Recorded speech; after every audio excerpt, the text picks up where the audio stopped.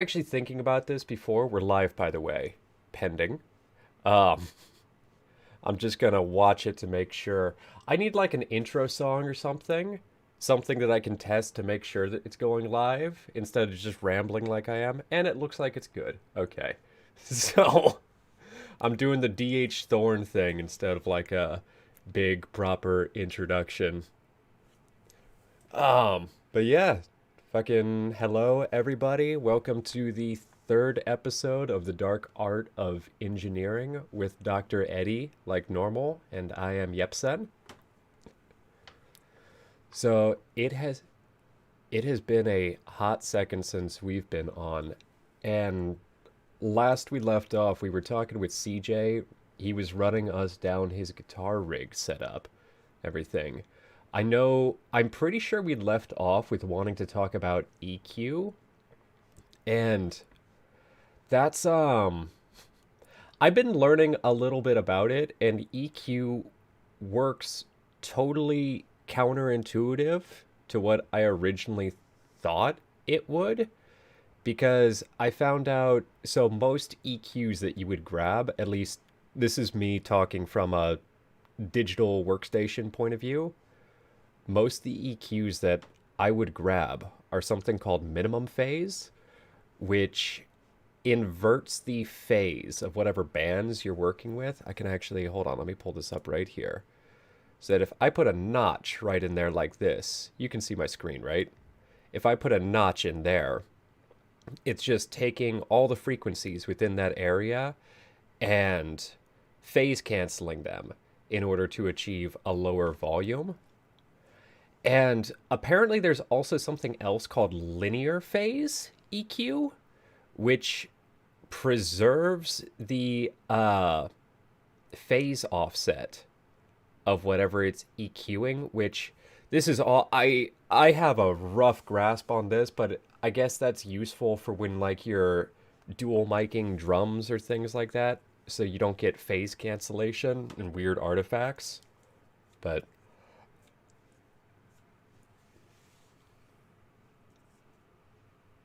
yeah.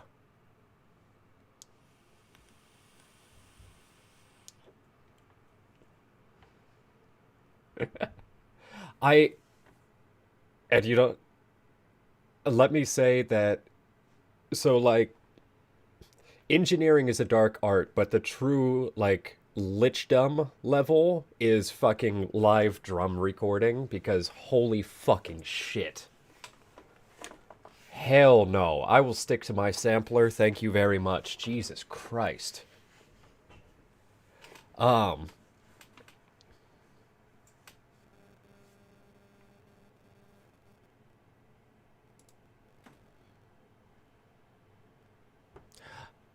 oh sh oh sh hey, hey, 1 second. Apparently you cannot be heard right.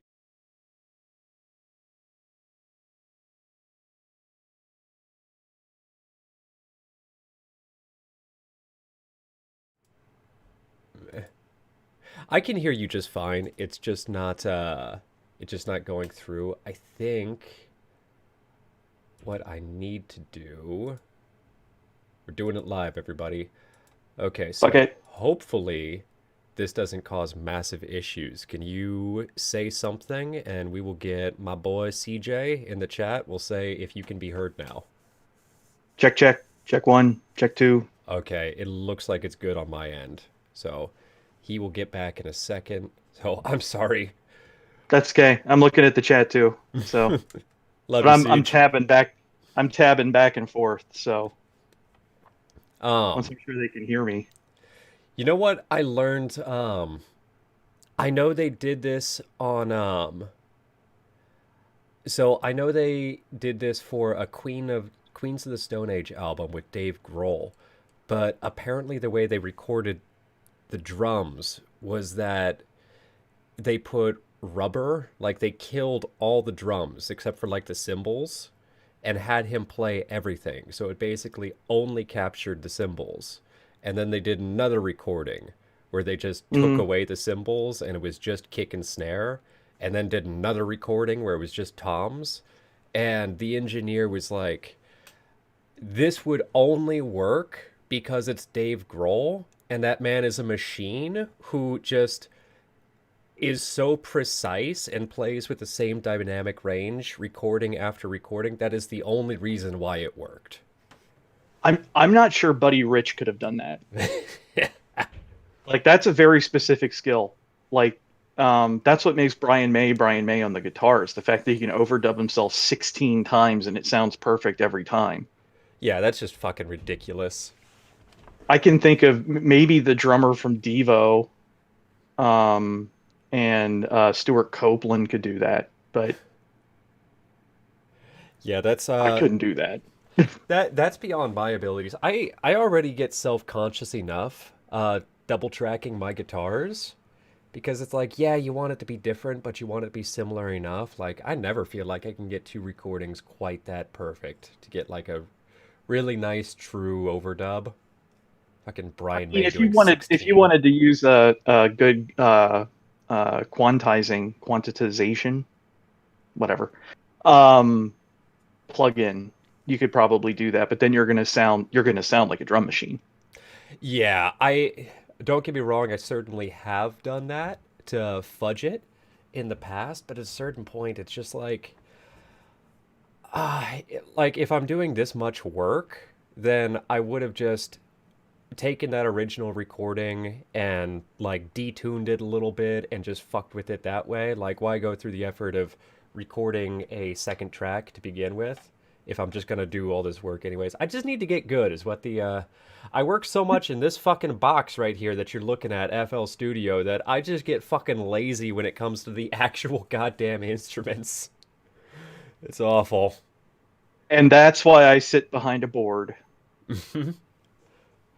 I am actually curious about that because I think we got into this a little bit last time, but I was mentioning that I go real cowboy with the way I do things on here. I don't even know if this project I just pulled up an old project file um just so I could turn to something in here. Fucking yeah, here's a good example of going cowboy with it. I've got a melody line feeding into a chorus, then going into an EQ, going into an overdrive, going into a compressor, going into an EQ.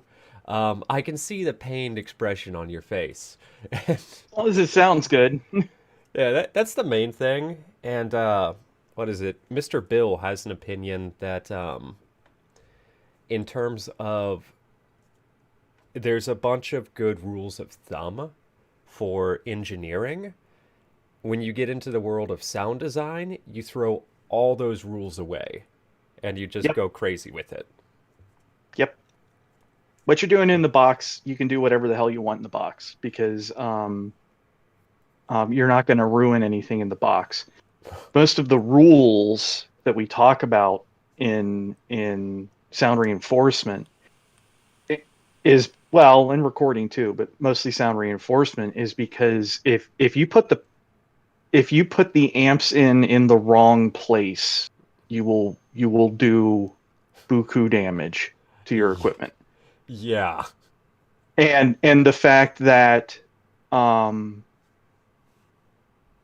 in an analog world, because now digital is so good that even live sound is done digitally. We were talking about that a little bit before the stream with Pro Tools actually makes a live sound desk now. Yeah. Um, but the problem is that with analog is that every time you amplify anything, you are amplifying the noise as well. Mm-hmm. And so that signal to noise ratio will never go up. It Yeah, will only go down. which is actually I think we talked about this on the very first episode, but that's um that's why mastering and the loudness war has changed through the years because when you go back something like vinyl, the reason why they had to master everything to the absolute limit was because there was a constant noise floor just because of Hmm. the medium, just dragging a needle across the record without any recording on it, even just a straight Hmm. groove, is going to produce sound. So you need to be able to get everything else so loud over that that the noise becomes imperceptible. And tape is worse. Until we discovered tape, until we discovered tape biasing, tape was literally unusable. The Nazis actually tried to do some stuff with metal tape back in the 30s, and it's unlistenable. Not just because of the content, You'll, but it's because the noise floor is so freaking loud. And it wasn't until we discovered tape biasing, and then later that became Dolby, which is the trademark for their system of uh, tape biasing. So tape biasing basically oh, just you read my mind. means, yeah, tape biasing basically just means that you basically, in the old days, you just sort of kind of figured out what the noise was going to be like. Mm-hmm. And actually, this is kind of one of the places EQ came from. Was you would just take that out of the mix, essentially, just notch it right out, Oh, okay. and then on the recording, and then you would notch it right out on the player as well, so you just couldn't hear it. The problem was is that that meant that for speech that worked really well, but for music not so much. And Yeah. so then the other way they did it was you take the notch where the noise is, and you just amplify the shit out of it on the recording. So your signal to noise ratio is higher on that, and then you have essentially an EQ inside the player that's bringing it back down to normal, you hope. But then Okay. what Dolby does, and there's actually a whole ream of different Dolby standards, and these came along in the tape cassette days. This is where Dolby came from, because that was the first time lots of people were listening to tape. And what Dolby did was basically, as the tape is being recorded, the master is being recorded, you would listen to the noise, phase invert it, and then apply it back to the tape with the recording to try to counteract the tape noise, but it didn't work that well, which is why and the kids are all going nuts for the tape these days, the cassette tape. But the problem with those was is that they're really bright, like they're really biased towards the high end. There's no bottom end there, and that's because of Oh, the Dolby. yeah. Especially since most players you're playing them on now don't have the Dolby system. So Oh, that really? has to So be you're done. still listening That to has the. to be done on the recording side and Oh, on the play shit. side, which is why tape decks in cars used to have that Dolby button to turn it on and off if the tape wasn't recorded with it. Oh, shit. And I then remember people would that. leave it on with their tape adapters on the CD players and wonder why their music sounded like shit and there was no high end. I might have to check my. I'm still rocking a tape deck in my car with one of those fucking adapters. I'm gonna have to. Maybe I've got a Dolby button turned on somewhere. Um, this is a total tangent, but you reminded me talking about this. Are you aware that there are? Let me start with. Do you know what witch house is? The genre of music. Nope, It's a I'm too old. it's a really weird subgenre where all the bands that started it, they will use weird ASCII symbols. Like there's a fucking I'm trying to I went through a weird witch house phase for a while. There's one I forget what their name is, like what how you would say it, but to search it, it was three upside down crosses. So you would have to use like Alt numpad in order to type that in. Completely ungoogleable. And that was all intentionally because we want to stay underground. And there's bands now who are releasing exclusively on vinyl, exclusively on old tape decks. In some cases, because that's all they have, because that's what's available in the countries they're living in. In other ways, just we want to stay underground. We want it to stay pure. We're not about the money. Do you have any thoughts about that? I think it's kind of cool, but like also just Sure. get your head out of your ass. Yeah. I mean, it's hard enough to make any fucking money in the music industry. Why you make it harder for yourself? Right? Like, fuck. Actually, yeah, really But well put. odd genre, let me show you my considerable collection of swing music from the 90s. So, I was that guy. It's making a comeback too. There's the whole swing house or whatever, like mixing house Oh yeah. music with swing. There Yeah. Electro swing's becoming a thing too, we which is go. fine. Yeah, I mean it's funky. I Or dig it. has been a thing. Yeah. But yeah, a lot of Brian Setzer. That's how I fell into it because like, ooh, he was in the Stray Cats. Like, oh, well, I like this too. Yeah, it's just a fun. Oh shit, did I I meant to tag you in a meme earlier. I don't think somebody makes a electrical outlet mount, the plastic mount on there, where the only jack in it is a 3.5 mil, and that's how you listen to house music. Oh Jesus. There's about 5 people who would appreciate that joke, and they're probably watching this, so there's the place to use it. Woo! Electrical jokes. But I actually don't know any. or you can't think of any at the moment. Well, that other than there's a whole subgenre of humor that gets close. There's one that's close to electrical, which is punchlines for jokes that don't actually exist. And one of my favorites is Sister. I thought you said Resistor. Oh my god, that is And the other one is Jesus Christ. I thought it was Dan Fogelberg. is there a subreddit for this or something? Because I want more of this in my life. There was one too. There's lots of really filthy electrical jokes, but they usually involve taking components and arranging them in very rude ways. Yeah, I could see that. Fuck. Okay, so my brain's just fucking going all over the place. So um So EQ, EQ. EQ, yeah. So I am curious because you are very knowledgeable about the way that the components, the real life components actually work. How do you know how EQ is it just that same phase inversion? Well, you can do it that way, and I wouldn't surprise me to find out that cheap EQs did it that way.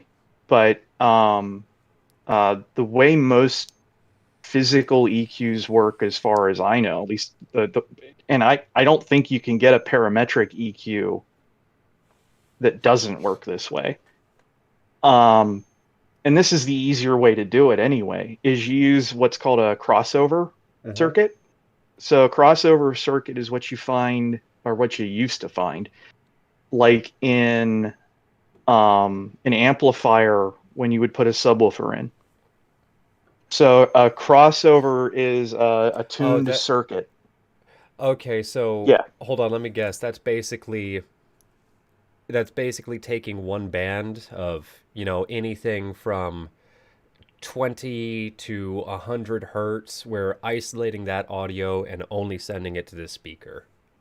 yeah. So one of the things you can do with a capacitor and an inductor, and this is actually how the tuner in your radio works, or used to work. I don't know if it still works this way, but what you can do is with a capacitor and an inductor, because they react to frequency differently.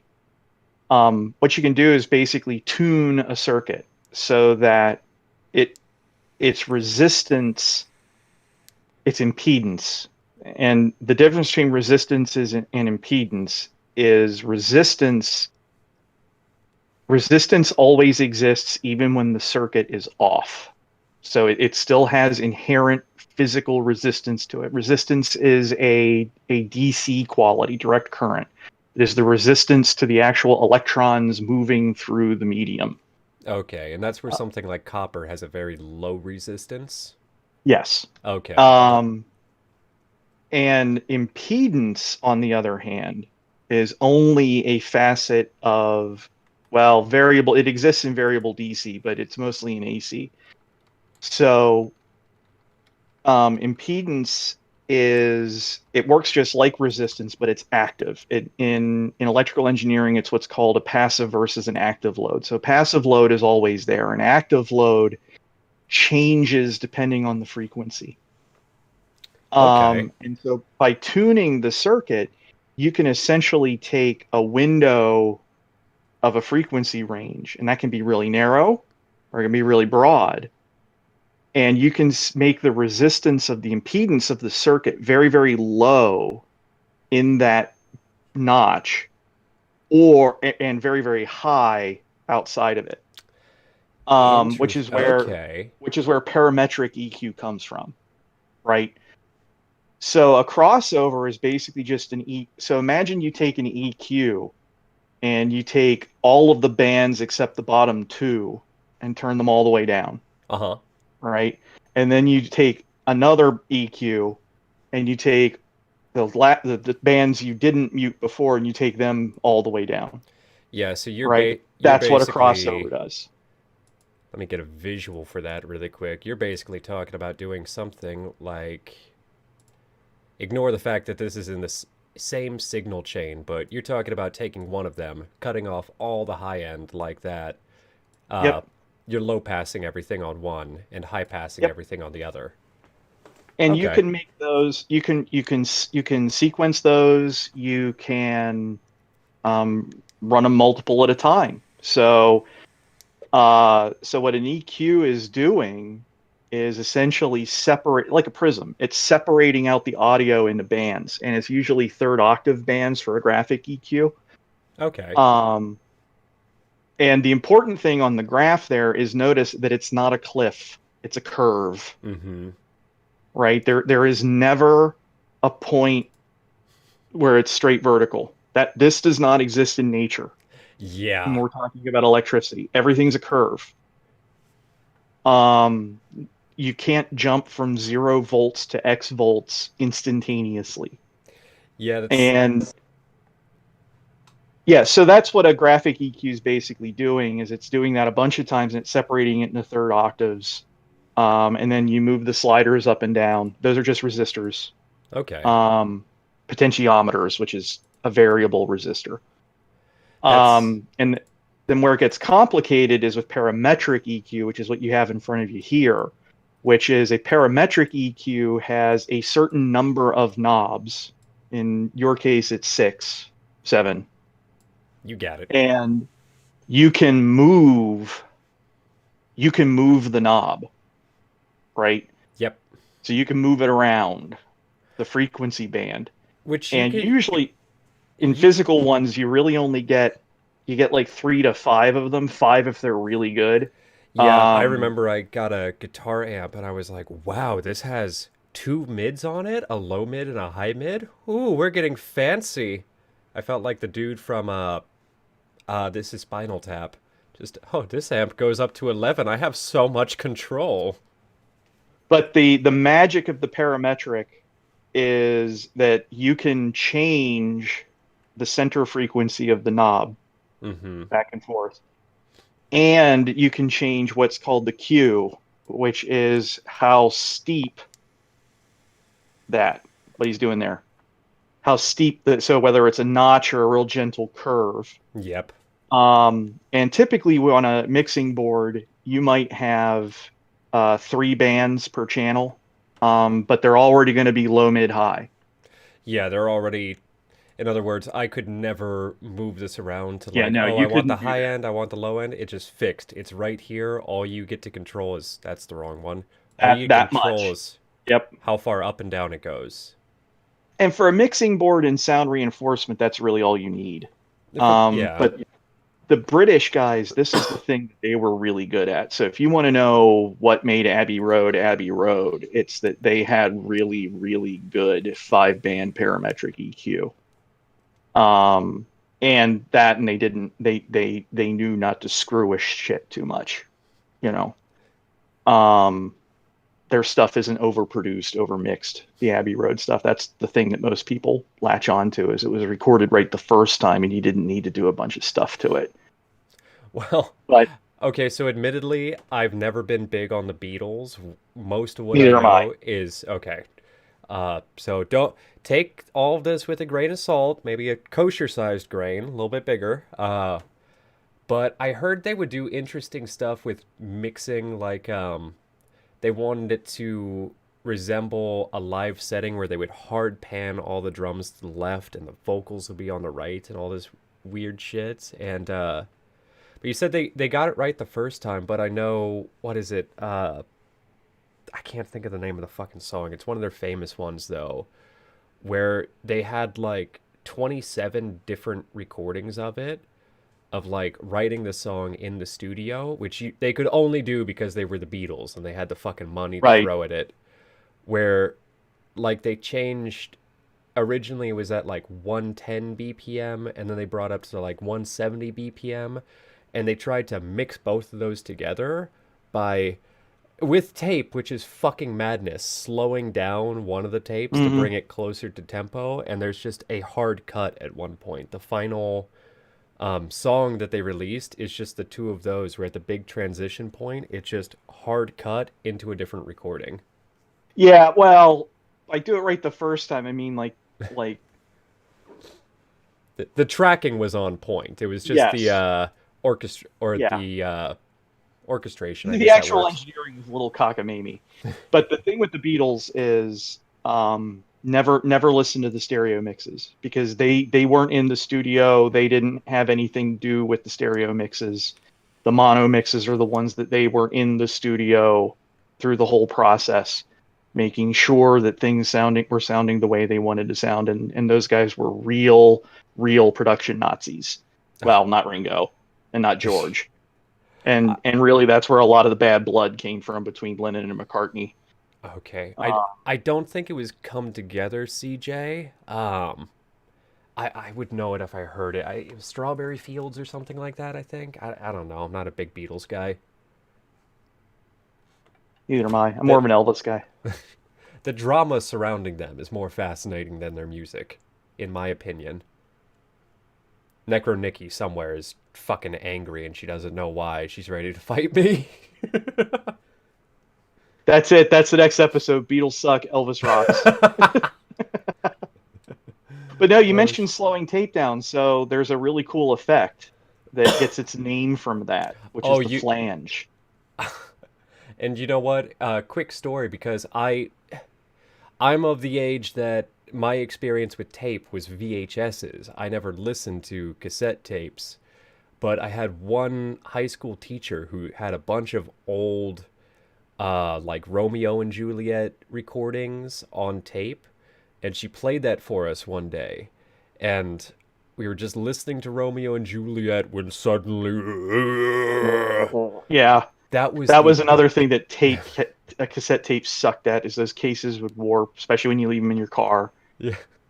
A bunch of fucking millennials like us, though, we were looking around like we had no context for what was happening. We thought the devil himself had just come in and possessed our teacher. She's beating it like, who has a pencil? I need to wind this thing up again.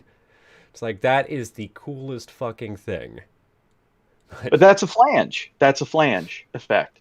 So it's momentarily slowing down the tape, and where it comes from is when you would have reel to reel tape on, well, usually sitting on it. They sat horizontal on a deck. Mm-hmm. You would stick your phalanges in there and hit the tape, hold it, and slow it down. Oh, shit. That's where a flange effect comes from. Oh, shit. Hey, I already have a flangus on here. Let me, hold on. Tell me if you can hear this. Let me solo it. Anything? Nada, Okay, not hold for on. me. I know they can hear it, but let me instead share. Doing it live, everybody. Change Fuck it, do it live. windows. Go live. Okay, now you should be able to hear it. So let's do it without the flanger. Again, really old project. I don't remember most of what I did on here. And then with the flanger. God, this is an old VST. Gives it a stereo effect, actually. I don't know if that comes Yeah, through. yeah. Well, the compression's a little weird, but the main thing a flange does is where it sort of slows down and comes back up to speeds. So it pitch shifts everything down and back up real Mm-hmm. subtly. And the nice thing about a flange um, effect is that you can do that a lot faster than you can with your actual hand. True. So it's That like it's like palm mute, but on a tape, but not. it's kind. Yeah, I see where you're coming from with that. It's a totally different effect, but I get where you're Yeah, coming from. it's the same mechanical action. Um, but yeah, so So how is that? I'm honestly I very rarely use flangers. I'm more of a chorus and phaser guy. Um, well, uh, it's they're kind of the same thing when you apply them the same way. You know what I mean? yeah, like to me, a phaser is the most distinct. Because that. I know I can pull up an example really quick. Let's do Harmer because that has a thing built in. Oh God, I hope this isn't really loud. I'm gonna turn it down just to make sure. Let's get a different one. I knew you were going to ask, so I'm looking up songs that feature flange because I can't think of any off the top of my head. Um, so yeah, what a phaser does, you can see on the right hand side in this little window, those are all the bands of, Hmm. in this case, the sawtooth we're listening to. And then if I put a phaser in there, what it will do is run a notch filter sweeping through the spectrum. In this case, several notch filters. And it makes a nice little visual. You can see what's happening I right like there. that. And chorus, what that does is essentially just, it's basically, from my understanding, the same thing as multi-tracking in essence, where you're panning things slightly and giving them a little bit of detune to give a nice stereo effect. Which, chorus, good, phasers off. It doesn't show up in the visual in this Yeah, case, no. but yeah, that's my understanding. So, how does a chorus different from a flanger in that regard? I don't know if you know. Just Uh, Trying to think of the right way to describe it. A flanger is slower. okay. A flanger is almost like a chorus and a phaser together. And actually, as I was looking at this list, the song that I think shows off a flange really well is Barracuda by Heart. So the Hmm. guitar riff has a flanger on it. So if you listen to it real closely, you can hear it sort of go down and then back up and then down and then back up. But a Okay. good flange is fast enough that you don't notice it, but it's still slower than see. Because I think of a chorus like almost like you're trying to add back in the harmonics that happen in a room that don't happen on a line. And so what you're talking about is like a delay and then also a delay and like a down tune, like a pitch down, but it's really fast, so you don't notice it. It's in that like the difference between a reverb and an echo. Mm-hmm. So in the difference between a reverb and an echo, a chorus would be more like a reverb, and a flange would be more like an echo. Okay. I But gotcha. but then because of the way a flange works, it's kind of also doing the same thing a phaser does. At least it sounds the same. But uh, in fact, flangers and phasers are almost interchangeable. You can do. Man, I haven't worked with him that much. I'm pretty sure you can do almost anything you can do with a flanger that you can do with a phaser, almost anything you can do with a flanger. The one thing you can't probably do with a phaser is what's called through zero flanging, where you actually stop the tape and then start it up again. So that's on cash. Okay. That's on Kashmir, I think. I could be wrong. I don't know. I don't listen to I Led Zeppelin a lot either. I never really got too much into Zeppelin either. Zeppelin was always one of those ones that uh it's not that I disliked their music, it was just that all the old fogies around me said I needed to listen to more Led Zeppelin. Same with Van Halen. It's like, "Oh, you kids need to listen to Van Halen." I'm like, "Okay, well, I'm not going to just to spite you." I like Van Halen. I do like Van Halen. Yeah, Van Halen's not bad. It's just that negative perception that I've had, but that's a me Yes. thing. It's like Rush. Like there's lots of people who get really sick of Rush because you have one roommate who's really into Rush, and it's like, oh God. I I actually really like Rush, and I respect what's the singer, bassist, keyboardist's name? Um, Geddy Lee. Geddy Lee. That motherfucker. I struggle. I already consider it a dark art being able to play the guitar and sing at the same time. This motherfucker sings, taps the bass with his left hand, which bass requires so much. Like, the people who talk down on bass don't understand everything that goes into bass, in my opinion, where there Oh is yeah. so much muting you have to do with all your other hands. It's not like you can play a guitar pretty sloppy, and as long as you know how to make that sloppiness work, with bass, you're dealing with such low frequencies, you gotta mute everything. I mean, I There's a make lot fun of of bass technique. players too. I make fun of bass players too because I'm a drummer and that's my job. Oh, Um, my favorite joke is still, I may have mentioned this before. My band had to cancel a gig last month. The drummer locked his keys in the car, and it took us 3 days to get the bass player out.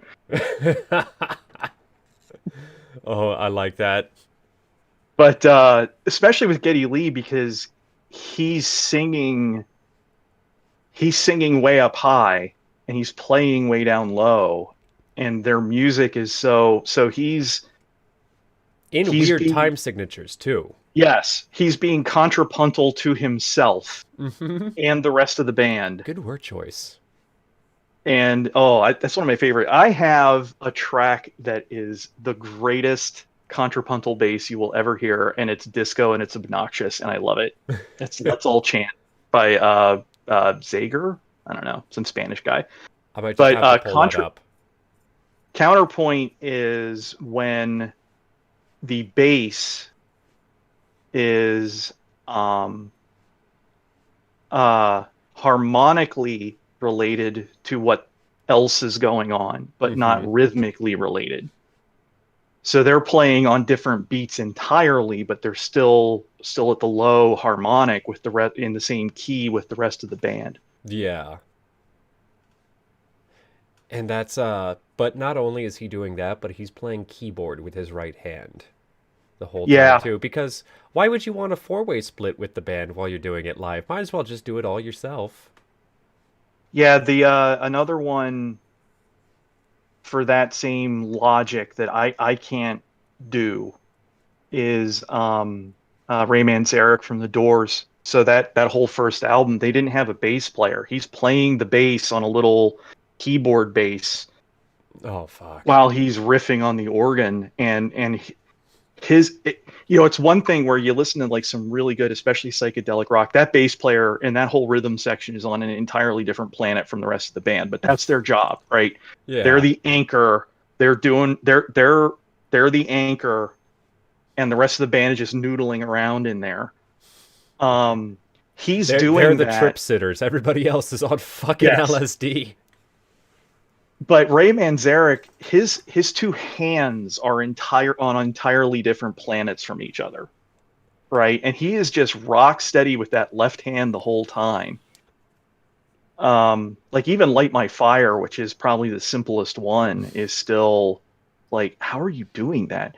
Like, it's hard enough on a traditional organ, which is another thing I never learned to do at all. Is on a traditional organ, you're playing the bass with your feet.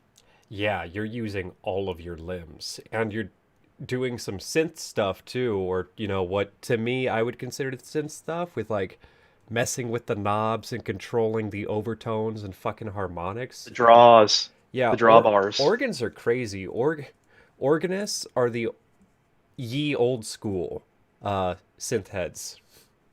The school I went to, the one seminary I went to, had one of the best organ performance programs in the world. Uh, and to get into the undergraduate organ program, you had to pass the graduate piano audition.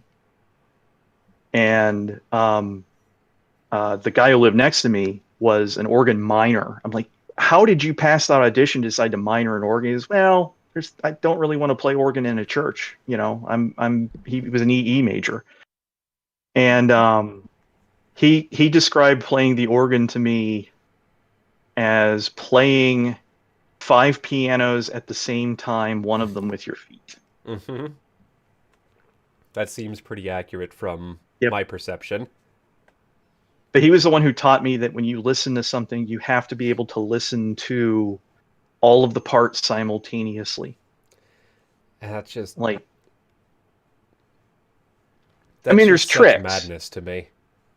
there's tricks to it. So Bach's big trick was, if you want to know how to make anything sound like Bach, okay, you take the basic. So whatever noodle you're playing on your guitar or Hmm. piano with your right hand, okay, um, invert it, right? So turn the notes upside down Like and on play the that with your left staff. hand. Yep, on the staff. Turn it upside down and then play it at the same time. And then do that again, only now you reverse both of them. Fuck, dude. So you Ah, flip top to he bottom and then left to right. he's oh, Bach's a cheater. That's why he got so big and famous. He's just ye old pop music. He's just copy pasting all over the track. Just Yeah, and little he was inversions. yeah, Fucker. and his big thing was is that he was the one guy who could do all of that in his head while he's sitting at an organ. Oh, fuck. That's And so he's typically playing the lower register and then separate that in his head into two hands and his feet. I have a hard enough time when people because I'm constantly tapping on everything.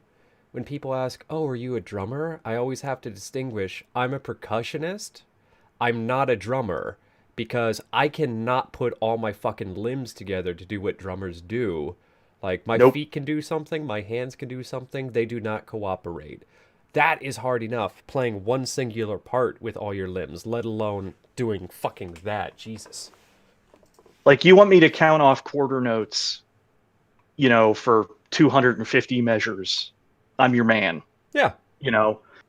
Fuck, you want it Like in 5/4, 6/4? yeah, We'll do it. but you put me in the scene from Whiplash and I'm throwing that chair right back at the guy. Not quite my tempo. Suck it. This is free time, motherfucker. Fuck. But like listening to Buddy Rich hurts. It hurts my brain. It hurts my soul because it's just like this man like never took a lesson. He's just that good. I I've never listened to Buddy Rich. I don't know. I've heard it's again with that perception thing for me where he has some fucking hot takes that I just are Oh, you he fucking was stupid, dude? It's he like I he don't want was to the like him. biggest asshole in music, and of his day, and that's saying something. Um, Oh yeah, like there's fucking even recordings of him everybody hated him. screaming. Everybody hated him, but nobody could.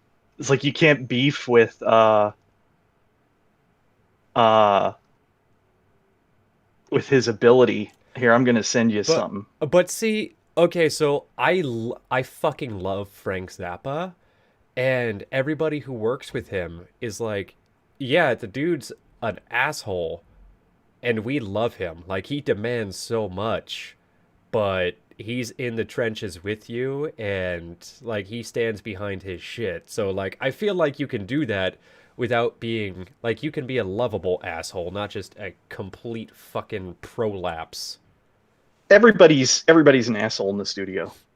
You Ah, know, yeah, fair. it because you're there forever and you just want to get through this stupid track. And we've all been in rehearsal forever and just dying. I've Because Janice can't keep up on the guitar solo. I've been that asshole once or twice where somebody was laying down vocal tracks and like back in high school and shit, and I was the go-to fucking guy with GarageBand. It's like, okay, I got my parts in, Buddy got his parts in, vocalist just I'm just listening. I'm just oh god, this is so bad. And I'll just click to end recording, play it back and just eyes closed, just let him sit there and listen to it. Look at him and go, so do you think that was good? Yeah, we're all fucking dicks. So the that's still one of my favorite MST3K bits is the whole in pod people with the band is Ah. when they're done doing their track. They ask the singer, "Hey, that was pretty good. What'd you think?" It stinks. I sent MSTK? you What the fuck is? I sent you Buddy Rich's greatest achievement. Oh, hold on, I gotta show chat. This is about to screw up the whole video. Hold on, I'm Well, gonna this is I if you are a drummer, I strongly urge you not to listen to this because you will burn your sticks in despair. oh man, I kind of want to play this and like, fair use commentate over it. What part should we skip to? Because I don't want to play the full 8 minutes. Really anything. Just jump in the middle somewhere because the man's going nuts. Okay. Hold on, I'm gonna fucking. And this, of course, is the classic Buddy Rich, where he's doing like an 8-minute drum solo in the middle of like a 3-minute song while his band's just kind of sitting there wondering what the hell's going on, Fuck. but too afraid to say anything. Okay, so stream, I am going to play this, and you guys are going to holler out at me if you can actually hear it. Fucking. Oh, I gotta get you in the loop on this too. Doop-a-doop-a-doop-a-doo. So many windows I have to juggle. We're testing this live. Yep. We were talking about doing something like this.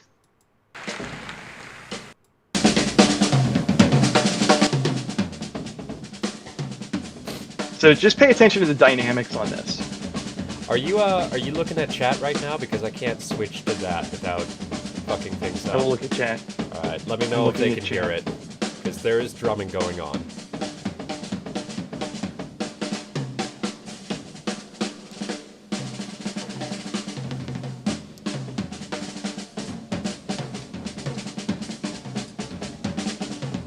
This dude had fucking hot takes about why people should do traditional grips on their fucking Oh yeah, sticks. Because yeah. That was the if thing was hated match grip.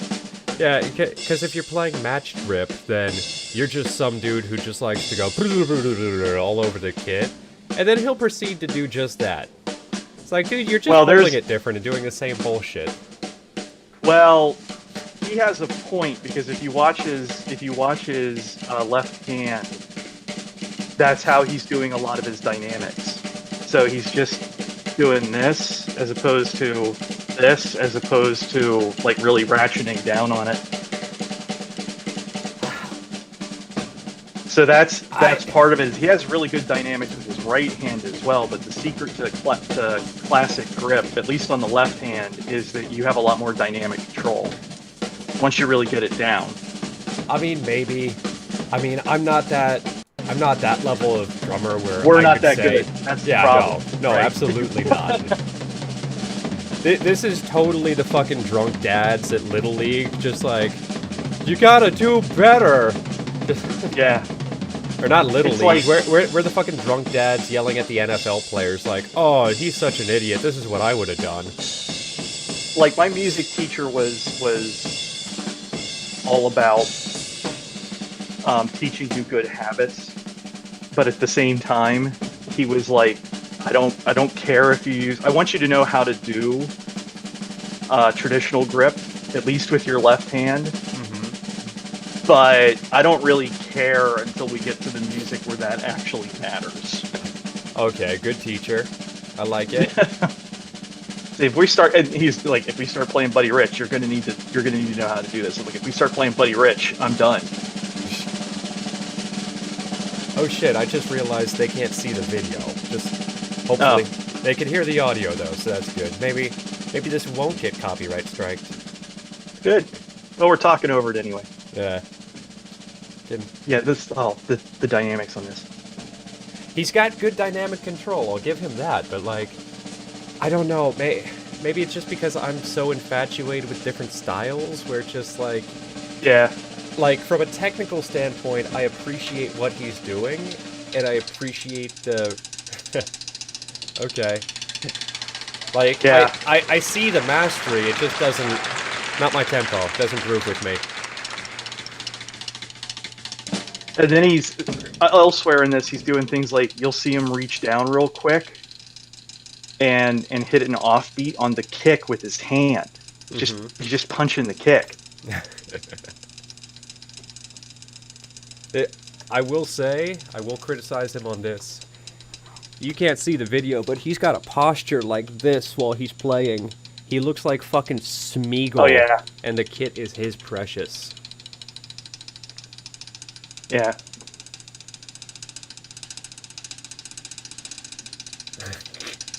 He's just showing off now. He's slowly going up like this, like playing it against his belly button. This fucking dude. And the dude never breaks a sweat. Oh, but you know who could totally beat him in a drum battle? Lars Ulrich. Oh god. Fucking Lars. I made that dude. joke about the Huey Lewis Metallica mashup, where it's like finally a drum track that Lars is perfect for. Fuck. Sit down, Okay. Lars. Let me just do that. Okay. Yeah, dude, Lars, man. ASMR sounds. I like that, Anton. Tick, tick, tick, tick. It reminds me of like that part of the solo where he's clicky clacketing on the rim, which impressive he could do it that clean for so long. Where was that? It sounds like when you're stirring your coffee in the morning and it's click clacking against the mug. Tick, tick, tick, tick, tick, tick, tick, tick, tick, tick. Well, the thing too is he. I was kind of talking over it. Is when he starts that with the rim, he's playing around the rim and he's hitting like the lugs to get different sounds, but he's doing it on purpose. Yeah. Like he's almost like a steel drum where he's figured out like where to hit it for different notes. Except he's Buddy Rich. He doesn't know what the fucking note is. So he's all drums. That's it. Yes. He is a specialist in the RPG. He dumped all his points into he dumped all his points in drums and then looked at the dungeon master and said, "That's not enough. I'll Yep. take a disadvantage so I can get more points to put into drums." He's like, "Okay, well, I'm going to make you an unsufferable dick with flaming hot takes." He's like, "Worth it for the drums, baby." It's all about them clicky clackities. Boom bap boom Got my baps. new bard character concept. Oh fuck yeah. How do you get three orcish bards to harmonize? Hmm. Tell them all to sing the same note.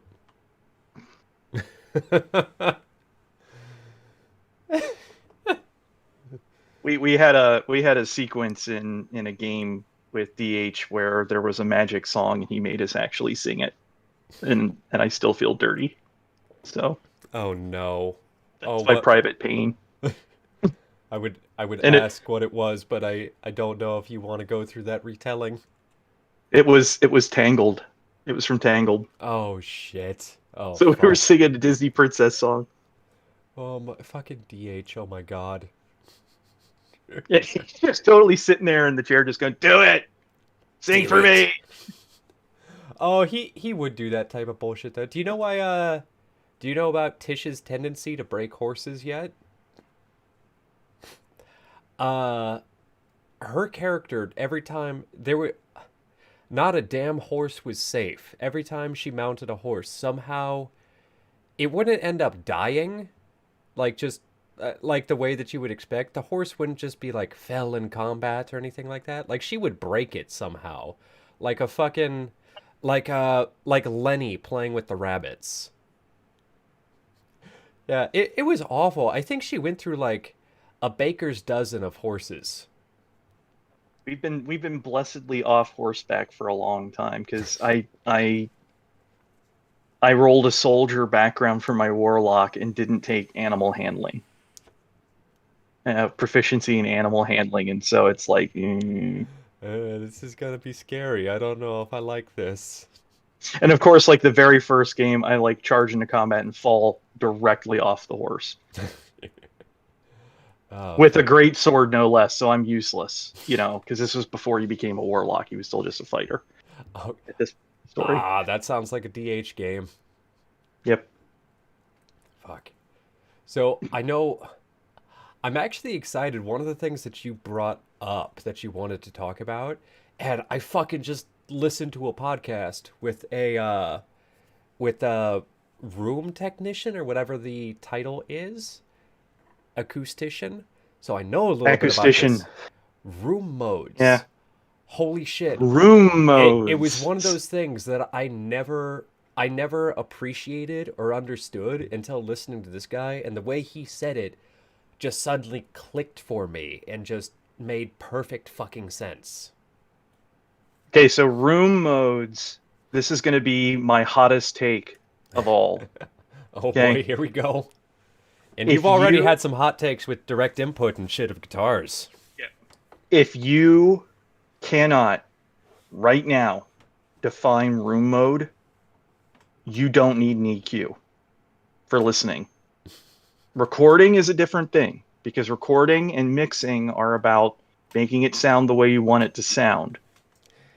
So, Um, so you're talking about with actual playback. Like, if you can't right. define what a room mode is right now, you don't need to be fiddling with your EQ on your speakers.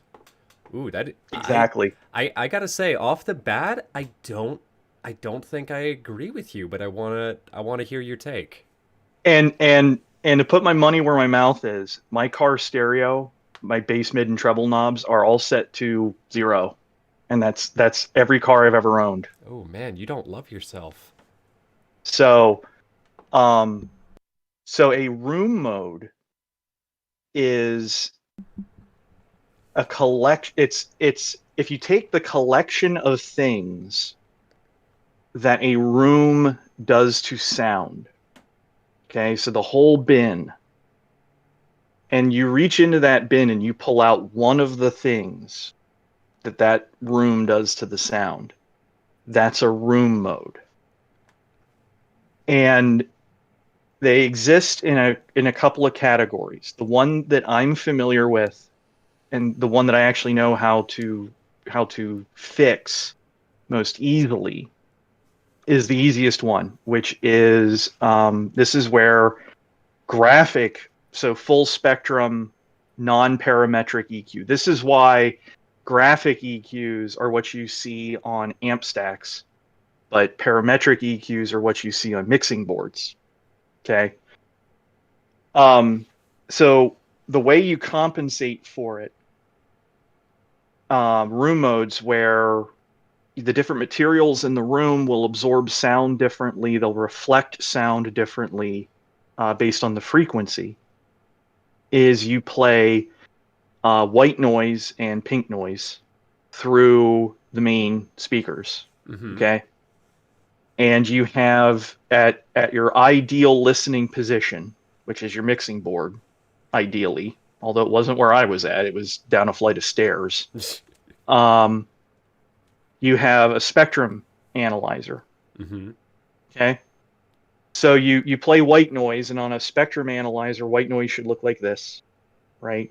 Yeah, And perfectly pink flat noise across the entire spectrum. perfectly flat. So white noise is equal acoustic energy across all frequencies. Okay. Pink noise looks like this because pink noise is equal acoustic energy across all octaves. And octaves aren't linear. So octaves at the low end, actually, no, it's this. Octaves at the low end, I don't know. I have my left right reverse because I can't Yeah, remember which way it Discord mirrors. yeah, it's fucky. Octaves are wider at the lower end, and that more accurately represents how your ears hear things. So at the lower end, you have to bring the energy down. So if you have 1 watt of acoustic energy in the lowest octave, um, so 20 to 40 hertz, right? Mm-hmm. That's going to be a lot less energy across the frequency, or not 20 to 40 hertz. It whatever. Lower end, less energy across each note as opposed to each frequency in that octave. Although at the same time, if you have 1 watt of acoustic energy in the air, you're probably have burst your eardrums. So, um, because 1 watt of acoustic energy works out to an incredibly loud sound, And to because speakers are very inefficient. give a quick graphic of what you're talking about, this is white noise, at least if I remembered correctly. Oh, that's actually That's pink. that's pink. Wow. Okay, that's new. I didn't realize that this synth played pink noise and not white. That very No, handy I got info. that backwards. Octaves get wider the higher you go. So 20 to 40 hertz is 1 octave. 20 or 10,000 to 20,000 hertz is also 1 octave. Yeah, like it's hard to see, and I can I blow this up? So Oh, it's they called pink. updated it. I can actually. Okay, cool. Up here at the top, you can see the octave breakdowns where this is oh fuck, you're not gonna be able to see that on there. Maybe. There's that They little can see band it. right there, then here, there. That's 1 octave worth of sound. And the range from here at the bottom is something like, I don't know, 40 hertz to 200 hertz, something like that. Whereas up here it'd Yeah. be like, uh, I don't I don't have this shit memorized. It would cover 5,000 or something by comparison as opposed Yeah. to a few hundred. And that's the old rule of A4. So A4 is 440 hertz, Mm-hmm. and then each A you go down, you have the frequency. Each A you go up, you double the frequency. Yep. Um, and so the reason it's called pink noise is because it's biased towards the low end. But in your ear, it sounds so white noise to your ear sounds biased towards the high end, whereas pink noise sounds actually equal across it, regardless. It doesn't They matter because you're not actually listening to it when you're doing this. Yeah, it's a difference You're just between doing what it actually is and how we hear it, the right. psychoacoustics. Pink noise is psychoacoustic white noise. Mm-hmm. Um, but you're doing this through a spectrum analyzer. So this is something where you might be doing it with your ears, but you really need to be looking at the meters on this. And so you have a standard reference signal that you are playing at some volume level, say 70 dB. Um, and then you look at your spectrum analyzer and you see what you see at the spectrum analyzer is not going to be, if you're playing white noise, a perfectly flat curve. It's going to be this. There's going to be Yep. notches and places where it's hyped and stuff like that. So that's a room mode. That's a and so what you do is you take literally, and they had them in the old days with little servos in the EQ that would do it automatically, but now plugins will do it automatically, where you literally just take the curve you see on the spectrum analyzer, turn it upside down, and then apply that to your graphic EQ. So if you see this, with a big spike at the low end and then like a little dip at the high end, you should see a big dip at the low end and a little spike at the high end because you're compensating for that. Now, where Yeah. it gets really, really complicated is the fact that so other things that rooms do to sound. And where a lot and really what I'm describing there with the equalization process is kind of the shitty way of doing it, but that's really all you have if you're like setting up a gig in a room that's not your room. Yeah. But if you're setting up a studio or or an auditorium, that's when you start bringing in architectural acousticians. Um, and what they're going to do is they're going to repeat that process, but a whole lot more ways and under a lot of different conditions. And then what they're going to do is they're going to find the specific places on the wall that are reflecting specific frequencies. And then they are going to place the appropriate acoustic paneling treatment to that specific point to absorb that frequency, because not all acoustic treatments are created equal. So the denser the material is, the better it is at blocking low frequencies, I think. But high frequencies will cut right through it because they'll conduct right through it, hit the back, the hard back, and then come back out. And so like your egg carton foam that a lot of people like to use, that works really well for dampening echoes on things like kick drums, but it doesn't work so well with cymbals. So for that, you have to use fiberglass is a really good one. And then That's you what I've get into the heard. thing of, yeah, fiberglass is one of the best because fiberglass is dense-ish, and it has lots of air pockets in it. But the important thing is to put the pink fuzzy side. Actually, I don't know if they still make that stuff, but the yellow fuzzy side. Put the fuzzy side out towards the room. Okay. Um, and then so that's one level of it, and then the really high level of it is actually again easier than that. It's easier to build a room the right way than it is to fix a room. Right. Um, but you still end up having to fix the room because then architects come through and fuck up the room. Like in the room I used to work in by putting like a it's not wainscoting, it was just a like a 12-inch wide wooden beam, but it was just a panel to look like a beam, sort of Okay. at the midpoint of the wall, all the way around the perimeter of the room. Oh That shit. was right in line with where the speakers were, and so those would perfectly reflect the highest of the high ends. Oh god. So that if you were sitting in certain places in that sanctuary in the church, it's just every voice sounded like a dentist drill in your ear. Fuck. And the sibilance was real bad. The Uh, sibilance. Sibilance. That's how you remember what sibilance is. Mm-hmm. Sibilance is the sound of a cymbal. Um, so to build a room right for acoustic isolation. So if you're Really, building a you're trying to studio, build a room within a room. yes, the if you want to turn a room in your house into a recording studio, this is how you do it. The very first thing you have to do is tear off all the drywall in the studio, okay, in the room that's going to be the studio. Then you have to put a second footer down, right? At least say an inch away from the footer that's already there. Then a second set of uh, whatever joists. That's joist or overhead, whatever these things are, the stand-up ones, Yeah, yeah, right? You're I building a wouldn't second know. wall. You're building a second wall. Yeah, you're trying to acoustically isolate uh the room that you're in, the smaller box within the bigger box. You're trying to isolate those two things.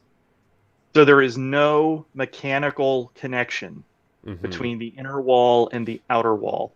And this goes so far as in submarines, um, the inner hull of like the Seawolf class submarine, the inner hull, there is no metal to metal connection anywhere between the inner hull and the outer hull. The inner hull basically sits on giant rubber hockey pucks inside the outer hull, which is why it's one of the few submarines that you can drop a wrench in and nobody outside will hear it. And I think Um, this is also mirroring towards from what I was told, even with going as crazy as you possibly can with sound isolation, building these rooms and everything, your main goal is to isolate the outside from you. If you are standing outside the room, chances are you will still be able to hear a little bit of what's coming out there, which is why, you know, just because you're a fucking musician, everybody will come to you like, "Hey, how do I isolate my room? How do I want to be able to play loud music without my next door neighbors hearing?" Okay, well, build a new room, do all this, do all that, and you won't be able to hear them, but they will still be able to hear yep, you. louder sound always wins. Mm-hmm. A louder sound always finds its way into the quieter space. I don't know if there's an actual rule for that, but that certainly has been my experience. Um, and if you want to get really serious, you fill the gap with sand. Oh, okay. Fill the gap with sand or fiberglass. You put fiber. So if you do it right, you stagger the joists or whatever they are, so that the midpoint of the one wall, the one is between the two others behind it, and then you put fiberglass all the way through there. Um, and theoretically, ideally, the only way you would be able to do this would be that, and even with the hockey pucks you would have to have some form of electromagnetic levitation inside of a vacuum. And even then, the room, the inner chamber shaking against the magnetic field would cause the field coils on the other side to vibrate, and they would act as a speaker and still conduct some sound out. You can't build a cone of silence. No. Turn to magic. Um, I know this because not where I work at the university, but elsewhere at the university is the best nautical acoustic engineering program in the world, and they do all of the acoustic testing for submarines in the United States Navy. Okay. And they have been trying to build a cone of silence for literally since the end of World War II and haven't succeeded yet. That's how I got to stand in an anechoic chamber, Oh, fuck, that's gotta be cool. because they have like a dozen of them, and it's amazing. And They, yes, you can hear everything. I've heard some, I've never had the chance to do it, but, there's that whole sensationalist media thing of like, oh, you'll go crazy for standing in there. I think you'd only really go crazy if you couldn't stand the sound of your own heartbeat, blood flowing, all that shit. Like, it's amplified and different, but yeah, I don't know. It's you learn how much tinnitus you have because everybody has it. That that's what I was gonna say. I already have a hard enough time with tinnitus. If I was in there, it would just sound like. That's the thing that drives people crazy is once they hear their own tinnitus, they can't unhear it. And Steve Martin's actually going through that right now, and he has said that he's seriously considering just having his the guy who ran Texas Roadhouse. One of the reasons he killed himself was he had post-COVID syndrome, where he had exhaustion and tinnitus, and the tinnitus was literally just it's literally why he killed himself, Fuck, because dude. once you hear it, you can't unhear it. So take care of your ears, kids. Yeah, no fight. Like the fucking. I was a dumbass for the longest time at concerts. I started wearing earplugs because I didn't enjoy all the high end. I go there for the low end. You really can't experience that as easily all other places, but you'll see some fucking idiots just standing right in front of the speaker stack, just, I want to experience shitty band number 53 to the fullest. Like, dude, you're fucking killing your ears right now. I've been to one concert in my entire life and I didn't actually care for it. It was Bob Dylan, Oh, well, but see, there's the problem. No. No, I But have. I'm social anxiety guy, and I used to have agoraphobia. So like crowded, loud places is like my worst nightmare. Like I can't even go to clubs. That's why I yeah, never got into the goth thing. I feel. Oh, you know what? Okay, so uh, fun fun story because before the stream we were talking about San Francisco and just fuck it, it's my channel. I'm gonna tell the story because I have fun with it. I went to the fucking ISCO back when I lived in California, and there was this club called Slims. I fucking loved it, probably just because they were the only place that would play V&V Nation, which is my favorite band. The fucking place was basically just a hallway where you walk up like 10 feet elevation change, like 10 feet within 7 feet horizontally to get into this. Yeah, it was weird to get to the venue. And it was long and narrow. Like it was maybe 50 feet wide, but like 200 feet deep with the stage on one side.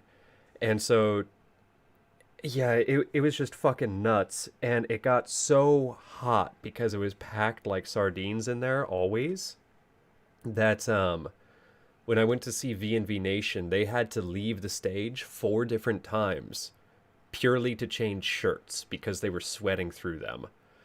And at this at this particular show that I went to, I'm a little bitch because I was in a tank top and I had on jeans, but I was dying from heat. And I was still just dancing because it's my favorite band and whatnot, right up at the front. There was a clan of furries not 20 Oh feet away from God. me raving their goddamn asses off.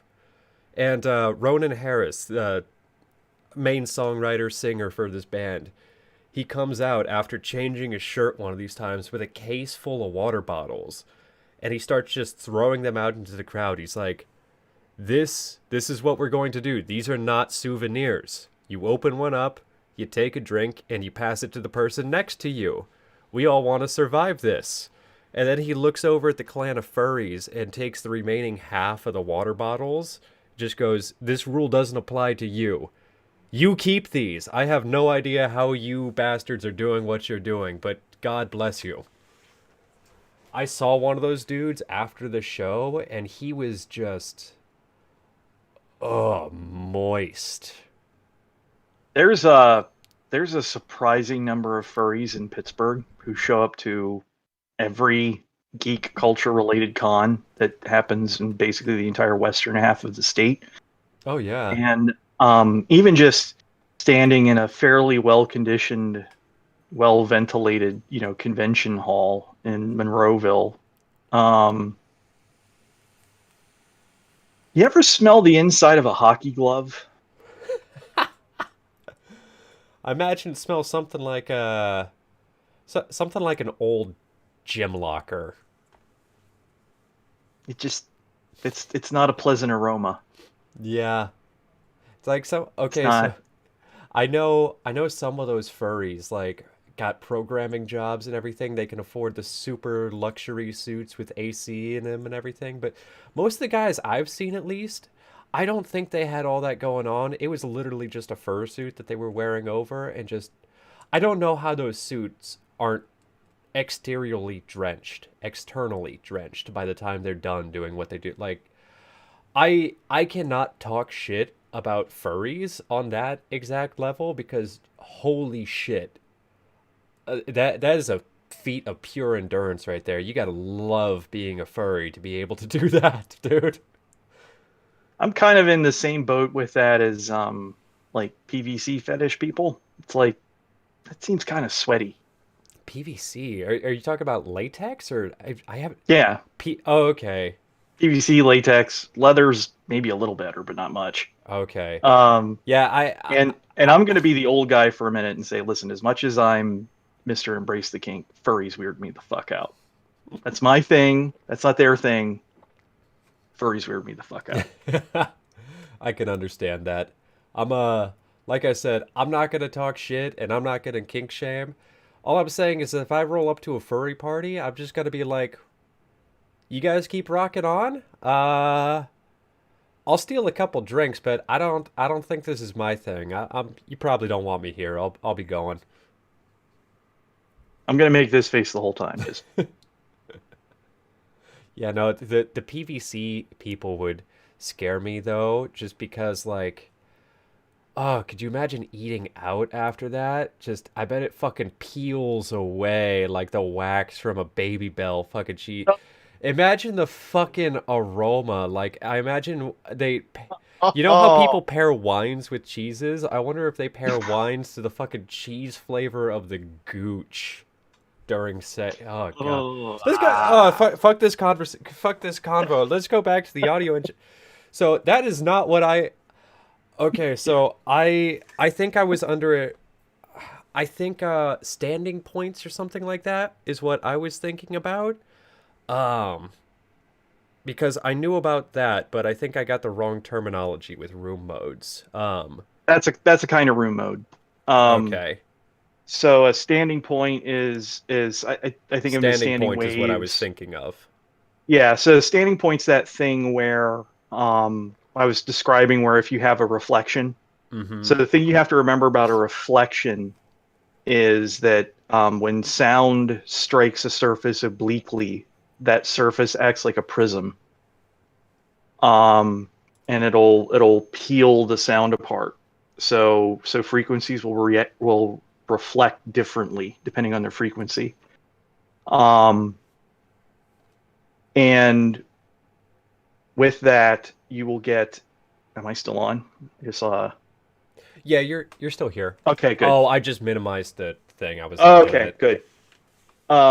That's fine. I just wasn't sure if I dropped or you dropped or we dropped. But Yeah, no, we're good.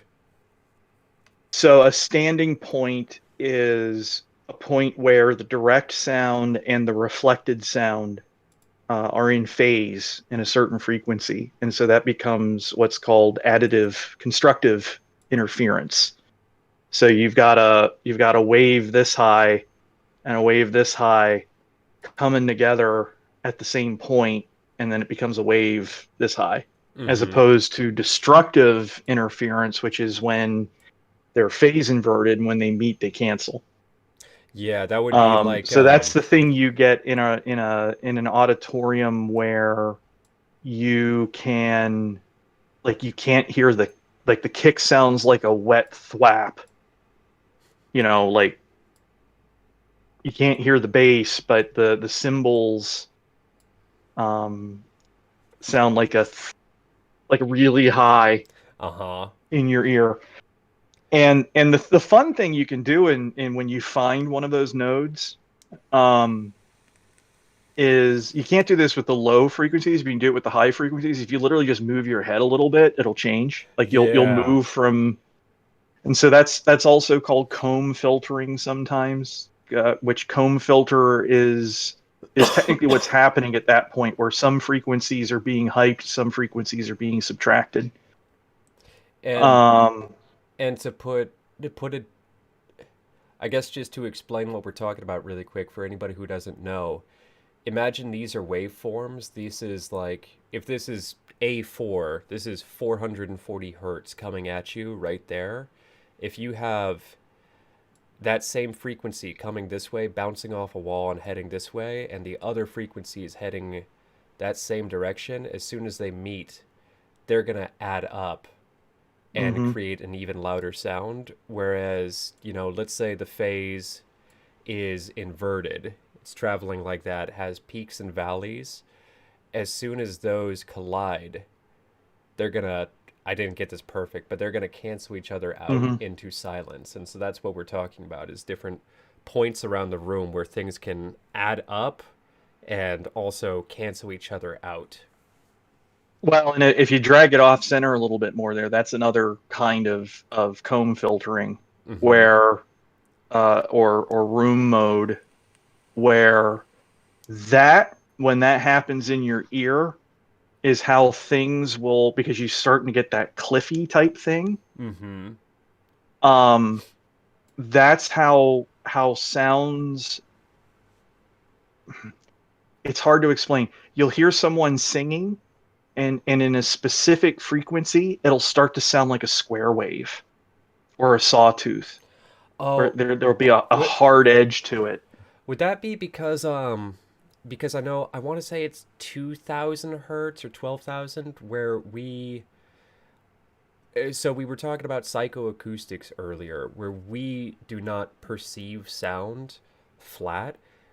When you are trying to balance a room, when you're trying to get studio monitors, you're trying a perfectly flat response so that you have a perfect reference. As soon as you start EQing things, like when you want to hear, when you get speakers because they have really great bass, that's not perfectly flat. It might be more enjoyable to listen to, but it's not flat. Hmm. Where the fuck was I going with that? All right. As humans, we pick up a certain band of frequencies a lot louder than everything else. And I think that's because it's the range that the human voice, especially baby Yes. cries, are in. So, Yes. yeah. And that's why when the first telephones, why telephones sound the way they sound and still sound that way on a lot of gear, telephone gear, even though there has been no reason for phones to sound like this since the 1980s. So that telephone sound was engineered to maximize intelligibility. Yep. Um, and so it's biased towards the high end, it's biased towards sibilance, it cuts out a lot of the low end. And the reason that was done in the old days is because the wire was shitty. Mm-hmm. So, that was to increase intelligibility. It was the same thing with radios. Radios did the same thing. Um, and and that's actually one of the things I looked for when I was flying is most pilots' headsets are tuned to that same frequency band in the actual drivers, as opposed to Okay. if you buy the slightly nicer ones, you get a full frequency response, so then you can listen to music on them, Oh, and they sound nice. really good. Because I used to also wear those when I would go out shooting, because it's a 357 Magnum going off right in front of your face sounds like, because they're better than most shooting, because pilots have really awful hearing after a while. Oh, yeah. Well, so I don't know so much about pilots, but I know the dudes actually working the tarmac and everything, even with the like fucking it it's not even overkill. You literally can't go overkill with your hearing protection there because no matter how good you get, you are still going to have hearing damage Yep, after working there. Like there yep, is no way around it, at least with our that's current part of the level of deal. tech. Yeah. Yep, and even in an airplane, like this can start to affect people who just fly a lot. Um, what really damages your hearing, yes, you can have a sound so loud that it can permanently damage your hearing, but that's not going to happen. What happens, even going to a concert every once in a while, or I don't know, monthly, isn't really going to ruin your hearing. Not unless you do it literally every single month for years. Mm-hmm.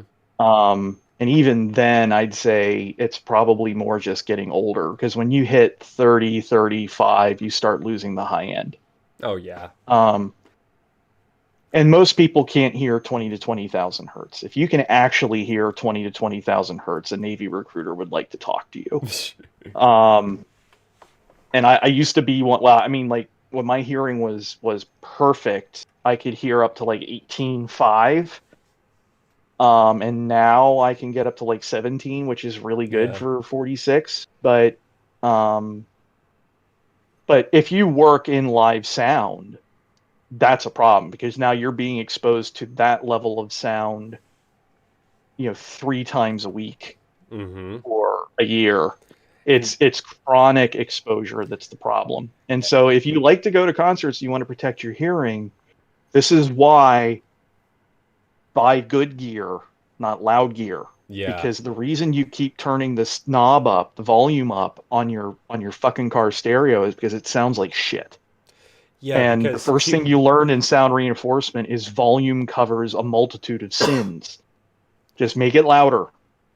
If you're having problem with room modes, just make the mains louder because eventually the mains are so loud that you can't hear anything else. hmm And given the acoustics in most, arenas that a lot of bands play, they're terrible.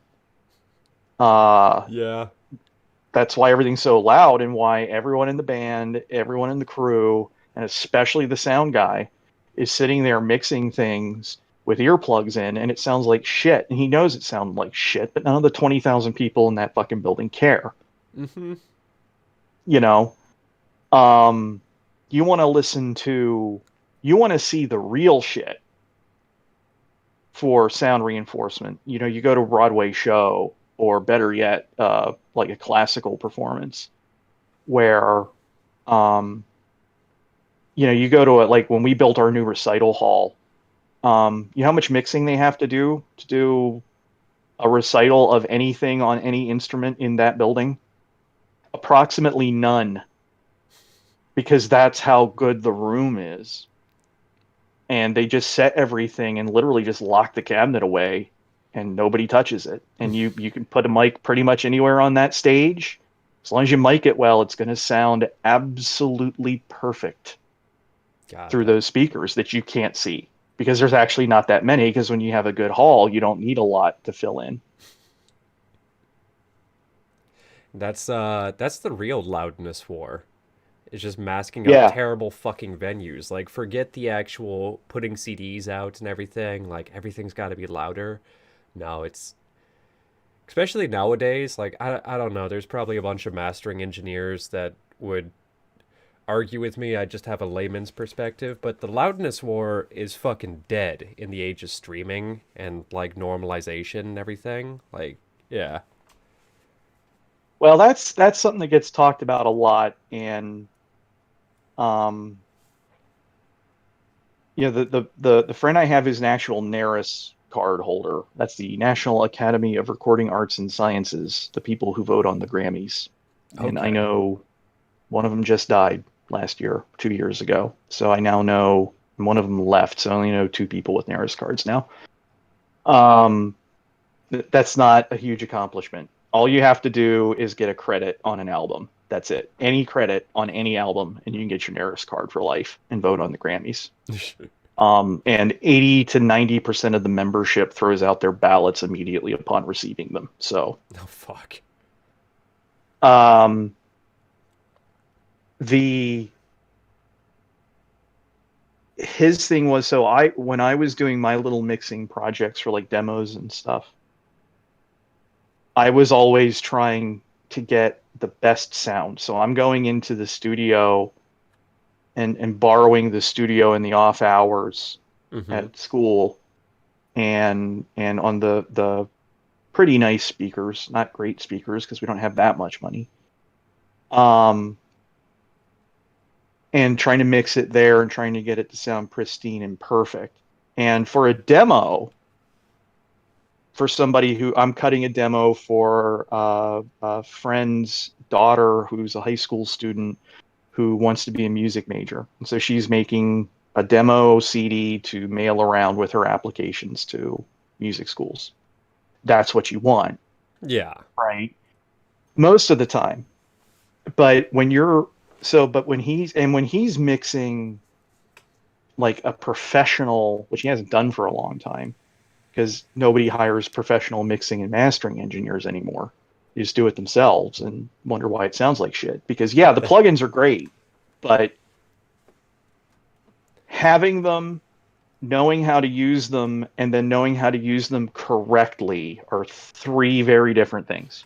Yeah, and well, Um, mixing, I certainly don't think, at least not where we're at right now, I don't think you can have an algorithm for mixing.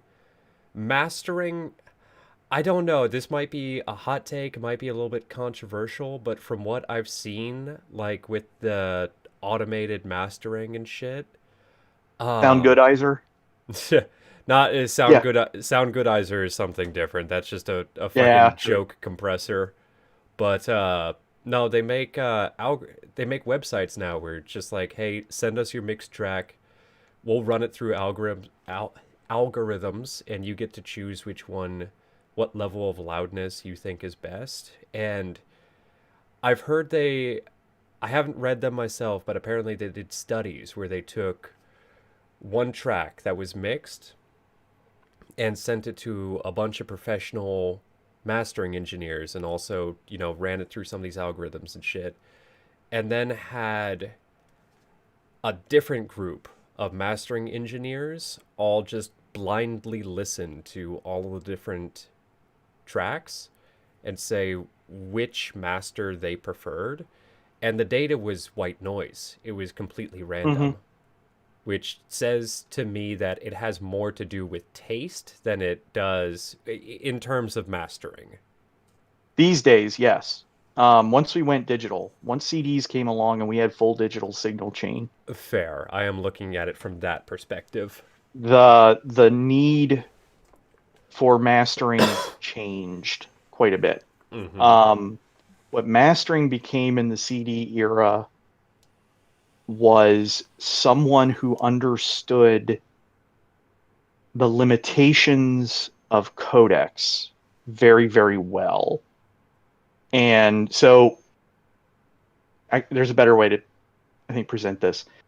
So in the olden days, well, not the really old days. In the really old days where we were cutting directly to wax, there was no mastering, right? Well, not wax, but you know what I mean. Yeah, We yeah. were cutting directly to in the phonography era. There was no mastering. There was precious little mixing. But once we're in modern recording times where we're doing multi-track tape recording, mastering was mostly about removing noise and compensating for things like there was tape flutter on the tape you recorded it on. So at the really high end, you didn't need to do a lot of mastering. Like if it was recorded well and recorded correctly the first time, you didn't have to do a lot of mastering. But where mastering became really important was stuff like the Beatles, where they're kind of just doing whatever and doing weird shit. And now you've got these weird splice points, and they're trying to find a way to hide it. Mm-hmm. You know, mastering was in cabinetry. Mixing is making the front of the cabinet look good. Mastering is making the back of the cabinet look good. Making it You more know, structurally sound. nobody's gonna. People may not even care, but you're gonna know it's there. And Mm-hmm. then once we got to sort of the hybrid era of CDs, where we had full digital everything, but most musicians and even a lot of engineers maybe didn't understand them correctly, fully. A mastering engineer was about understanding down to a very fine level of detail how that hardware and that code works, and compensating for the idiosyncrasies of this piece of gear versus that piece of gear. Um, and then in the modern era, where we're doing everything completely digitally inside the box, right? There's no tape, there's no nothing. Um, where we're 100% inside the box to the extent that we're even listening to it inside the box, right? Who's Mm-hmm. buying a CD anymore? Everybody listens to music on their phone and their computers. So What's funny is I think people actually buy vinyl more than they buy CDs now. yeah, well, and there's nothing wrong with that. I mean, I get it. No, it's just Sure, it's interesting. It's all digital downloads and fucking vinyl. art is constraint. That's the first thing you'll learn about art. Mm-hmm. So art isn't about what you can do; it's about what you can't do. Um, and the challenge. Well, see, there's not really. That's the thing is, I would feel different about the vinyl heads if they were actually recording vinyl the way vinyl used to be recorded. Like when it was Les Baxter and his orchestra in the studio with not even a stereo mic, like literally one microphone, maybe two or three, miking that entire room. And then whatever went into those microphones was mixed on three knobs that just controlled volume. There was no EQ, there was nothing, you know, and like the amplifiers didn't have gain knobs. You just in and out was all you had. And then that's getting sent directly to a needle that is cutting a master record. And like everyone is having to wear socks and walk really softly because even with the shock absorbers, you can pick up the sound of people walking across the floor in the recording room. You know, if that's how they were recording their music, great. But at the same time, Ooh, man. with what most of the stuff that's getting put on to the vinyl, does it really matter? Like I'm all about how things sound in terms of the quality of recording, and Yeah. there are some things I listen to purely because of how well they're recorded. Hmm. Like I just listen to them because like holy shit. You know, the golden age of jazz is one of those things. You know, like in the 50s after the war. Um golden age of jazz recording. Yeah, yeah. Uh and like you're able to hear like fingers on keys on saxophones when it's a big band and there's like five of them, and you can still hear fingers on keys and clacks and little details like that. And like you can hear the sound of like if you ever listen to a really good piano recording, and you can almost hear the sound of the felt, Oh, you know, yeah. gently rubbing the string as the hammer comes down and back up, you know, stuff like that. um those textures and those details. And even then, it's not it's not it's that they were able to capture that level of detail with the equipment that they were using. Well, so I'm still I'm here. I'll be right back. okay. Are you able to hear me at Just all? going to, yeah, I'm just going across the room. Okay, no problem. So I do look at this from a little bit of a different perspective. I certainly see what you're saying. Um, but to me, I'm also seeing vinyl as like if you're going for the most pristine quality purely, I don't think vinyl as the medium is the way to go.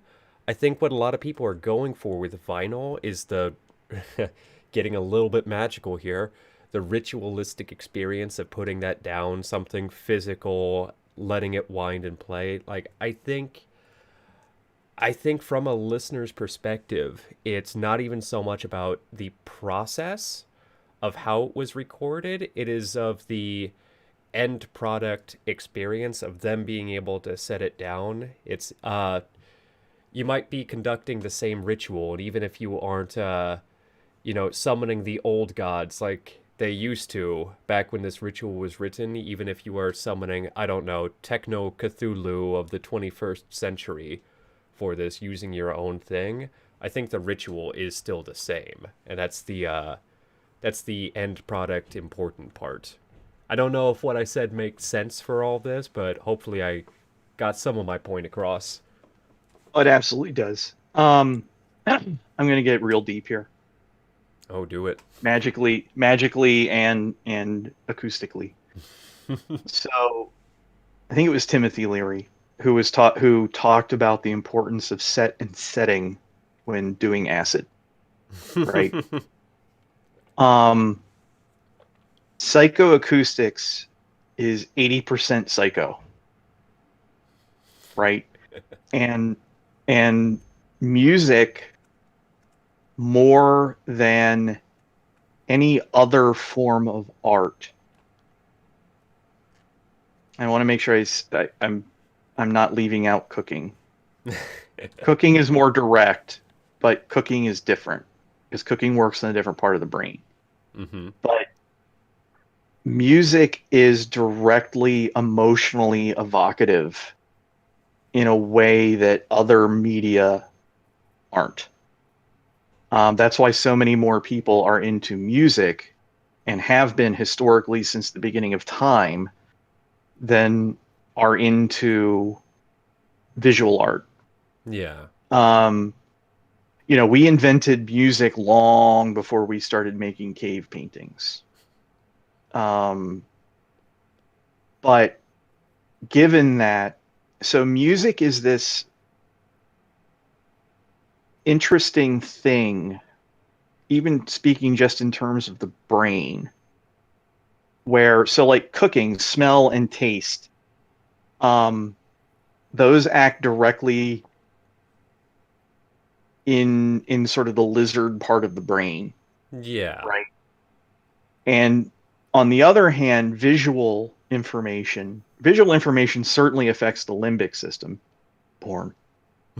Um, but the biggest chunk of our brain is dedicated to processing visual information. But almost because of that, the parts of our brain that sort of process hearing, which I think are kind of like back here, I think you're right. Yeah. I'm um, no brain scientist though. yeah, it's weird in that it's one of the few senses that touches both the limbic system and sort of that deep part of our brain, the more primitive part of our brain, and also the rational part of our brain.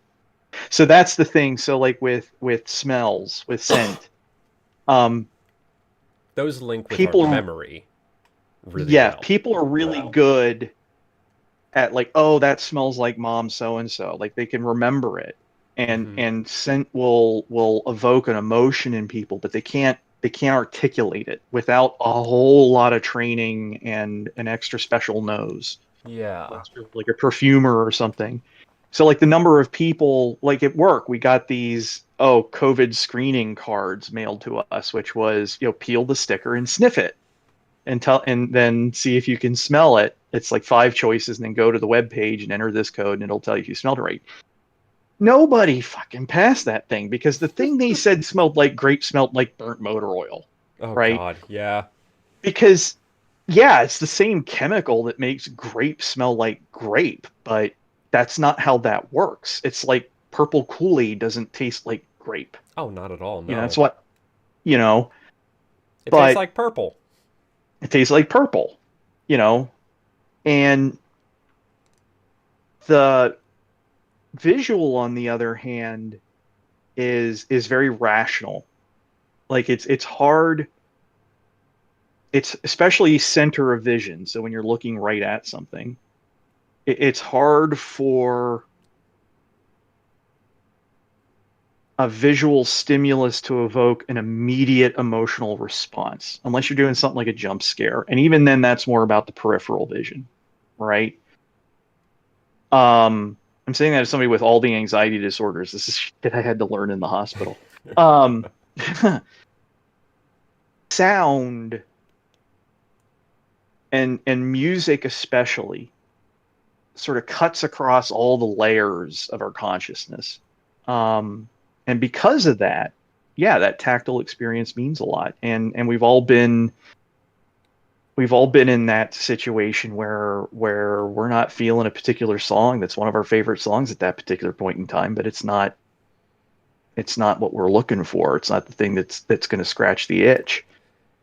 Yeah. Um, I don't want to yeah, cut you off necessarily, but I think I have something to expand upon that.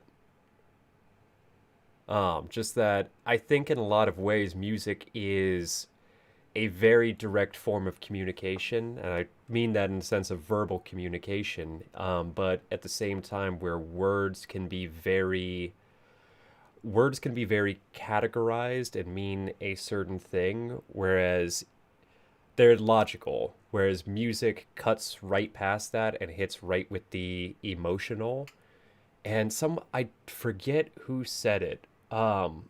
He was a jazz guy where all these tritones, all these common chords that we're used to working with, they express very base, very pure forms of emotion.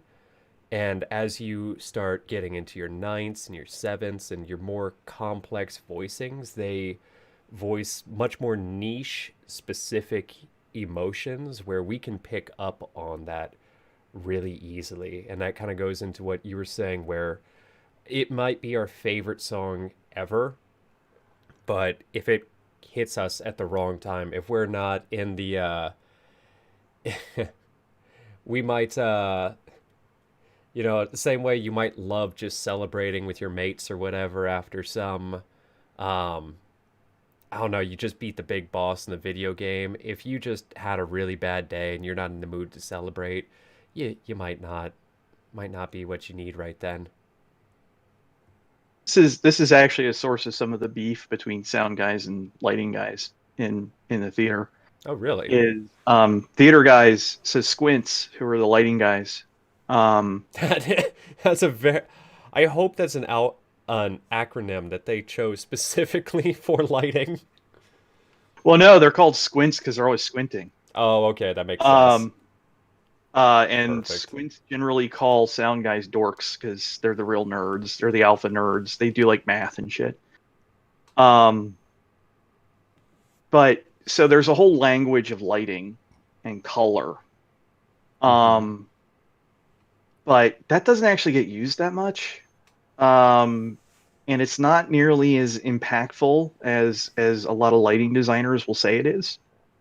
Uh, whereas sound design, on the other hand, like like th- there are ways where they will subtly EQ an actor's voice based on the character and Oh. mood and things like that. And it's a very common early assignment in composition classes, musical composition classes, is write a song, a melody to evoke a certain emotion.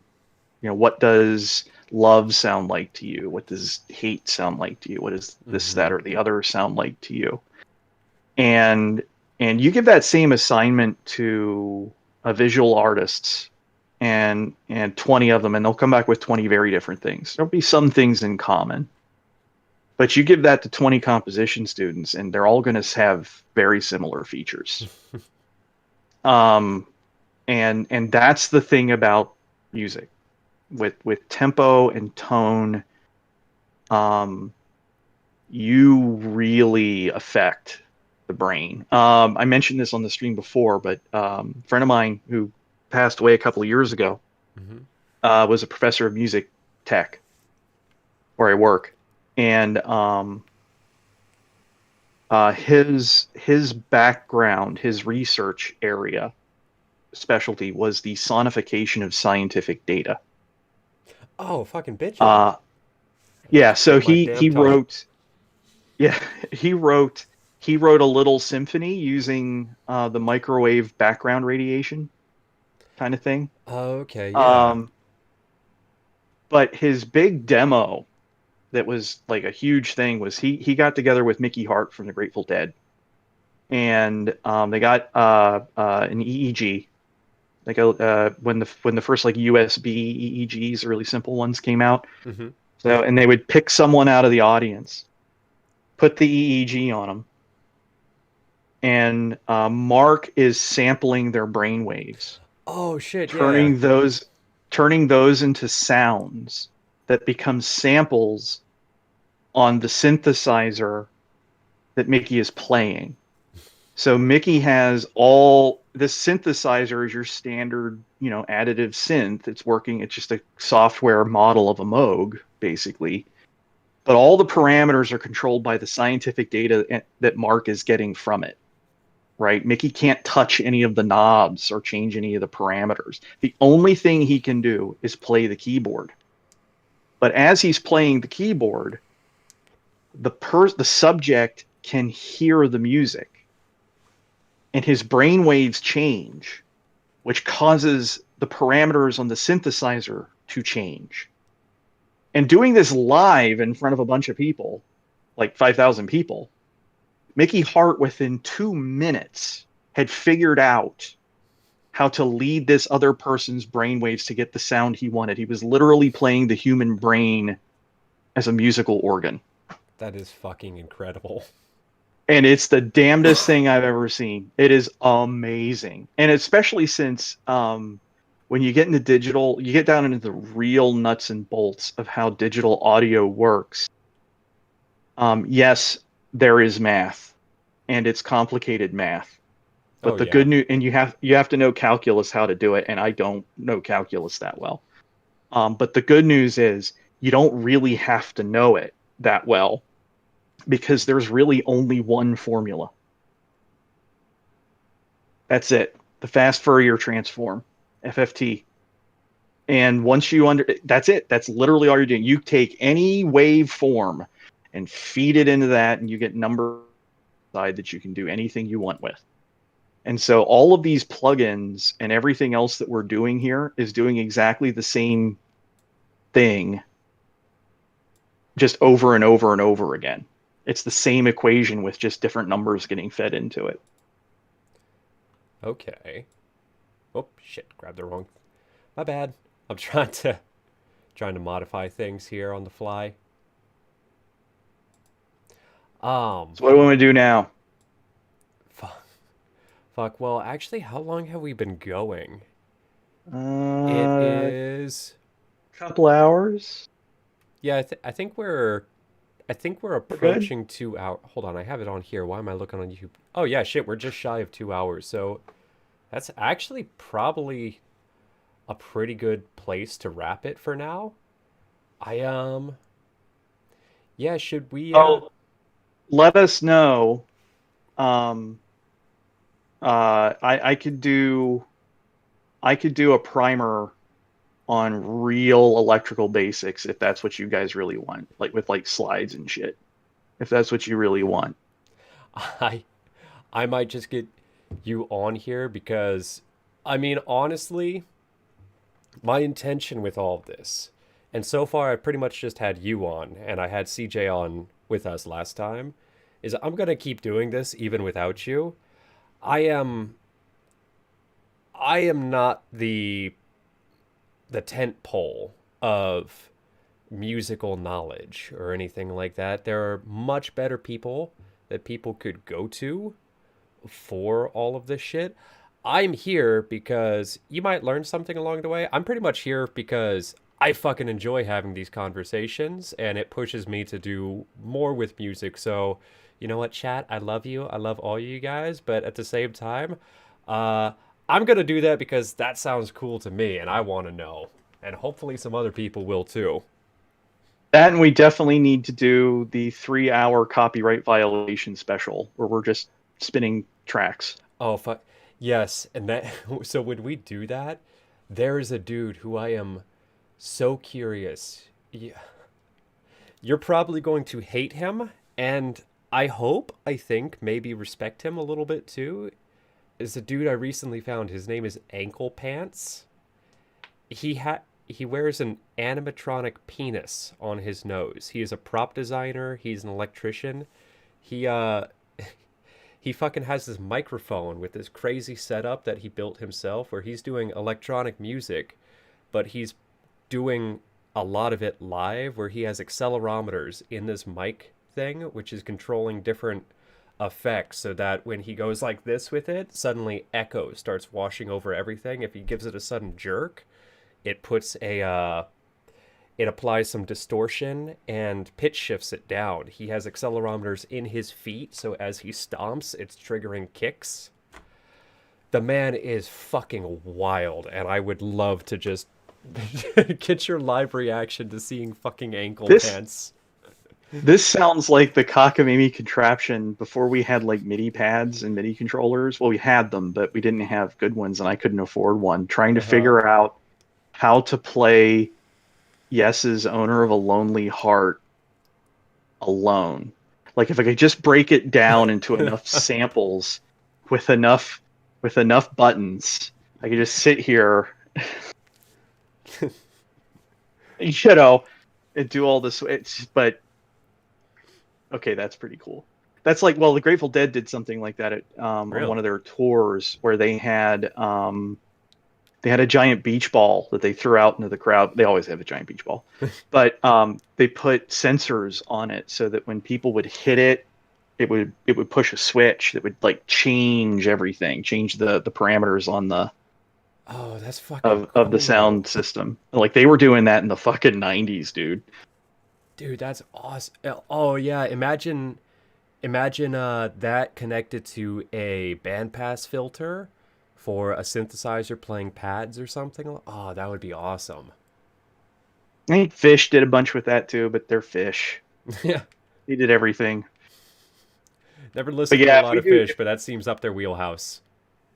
um, if uh, if we do the copyright violation special, I hope you people like weird music because we're gonna get weird. Oh, I'm gonna throw the fucking weirdest. Like Uh, like we're gonna start with Zappa and Van de Graaff Generator and that stuff, and we're gonna end up at a dude wearing a cow skull on his head. I mean that literally. like if you can't handle Zappa, you're gonna be in for a bad trip. Oh fuck. Um, Actually, there could be an entire 3 hour special of The weird shit that just Zappa did. ar- arguing about the best Zappa and the Mothers track. Mm. But we'll detour through Captain Beefheart land. Um, Oh yeah, he played and with Beefheart, didn't he? oh yeah, well the recording that everyone thinks of when they think of the Muffin Man was off of the live album he did with Beefheart. Really? Hmm. I did not know that. Shit. Yeah, I love Muffin Man. That's that's probably maybe that and the slime are some of my go-to Zappa tracks. I love those. My favorite Zappa tracks are, and it's hard to pick one or the other.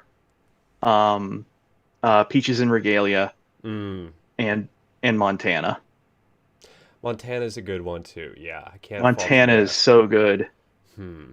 Uh, I mean, I Montana is Zappa at his best, where he's not doing a lot of he's doing a good amount of a lot of the weird shit, but it's just him at his best, where he's just cutting loose and being funny, but yet everything is so fucking precise. or Like every what about Joe's Garage? Joe's Garage is like so approachable, but compositionally so fucking weird. Where they yes, suddenly just go surf rock and let's yep. see if you want some more and xylophone solo. That's what I like about Peaches and Regalia, which is that you get two very different reactions from people to that track depending how well they understand music theory, right? So if they don't understand it at all, you play the track, it's like, oh, this is a pretty good song, right? You play it for somebody who understands music theory, and I don't. I barely do. But even mine is like, what the fuck is he doing? You Ooh. know? But it's one of those things where it's like that's the one I throw at people when they talk about modern serious music, with weird diachromatic. I'm talking like classical, what people call classical, but where it's weird diachromatic tone poems and atonal bullshit, and it just sounds awful. Like, yeah, on the sheet it looks really cool and I can see what they're trying to do here, but at the same time it sounds like ass. It's Yeah. terrible, It's one of those ones you where know? it's not enjoyable unless you understand it. The product is not enjoyable without understanding the process. Right.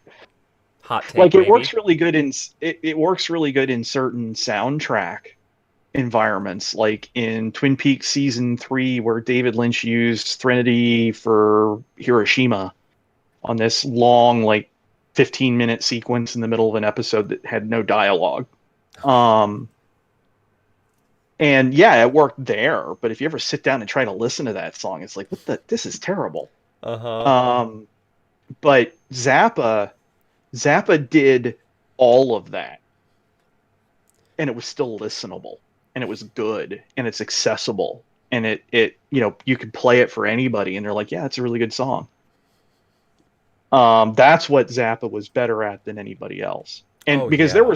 there are plenty of Zappa tracks where he went the other way too, where he got, I don't know if it was he got tired of people in serious music not taking him seriously. Um, but he basically said, "Fine, you think I can't do that shit? I'll do that shit, and I'll still do it better than you." And it still sounds pretty good. You know, But it's the I same thing happened with jazz. It got ossified at a mhm. certain point, and like even some of the more accessible modern jazz is like, okay, I get it. Yeah. Like for me, jazz peaked in 19 like early 1960s with the Philadelphia Sound and Jimmy Smith Trio, and like even Brubeck is Dave Brubeck is hard to listen to sometimes.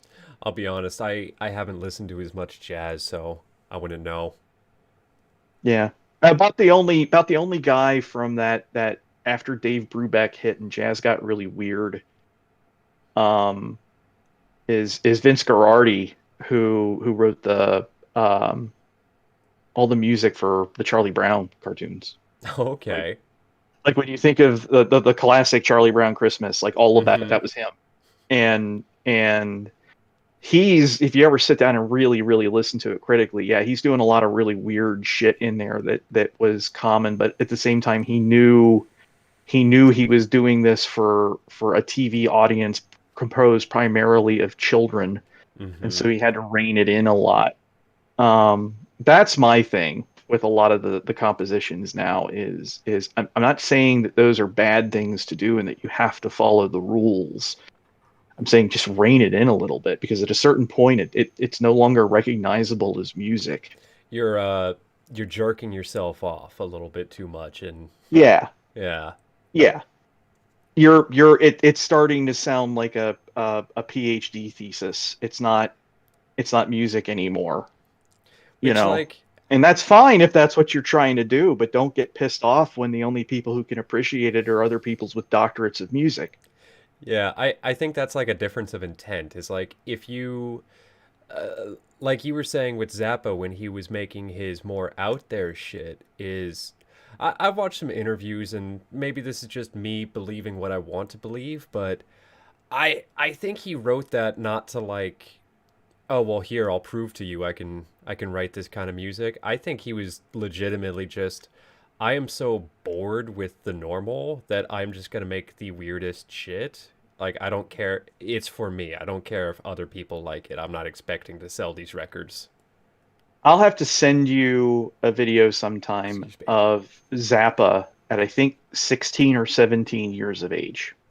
And he was on Ed Sullivan. Was he playing the bicycle? Yes. Mm-hmm. Yep. I've seen it. Like, that's Zappa.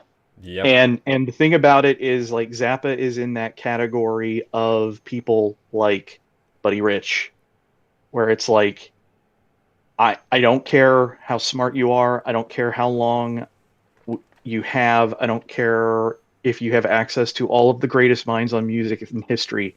If you were not born with that, you will never be able to do that. Like, you'll Well, be able to reproduce it, but you'll never be able to do that. well, let's not discredit too. He just had an incredible work ethic. Like I don't know I don't know how much of it was just a talent that he was born with and how much of it was just he wanted to make music. Like he wanted to be so good and make so much music that that's just all he did. Like that So drive. so this is the source, that specifically is the source of my music analogy for magic, right? So I'm gonna get magical. Um, the ability to do magic is like music in that you have, and these are just numbers pulled out of my ass because that's where the magic is. Um,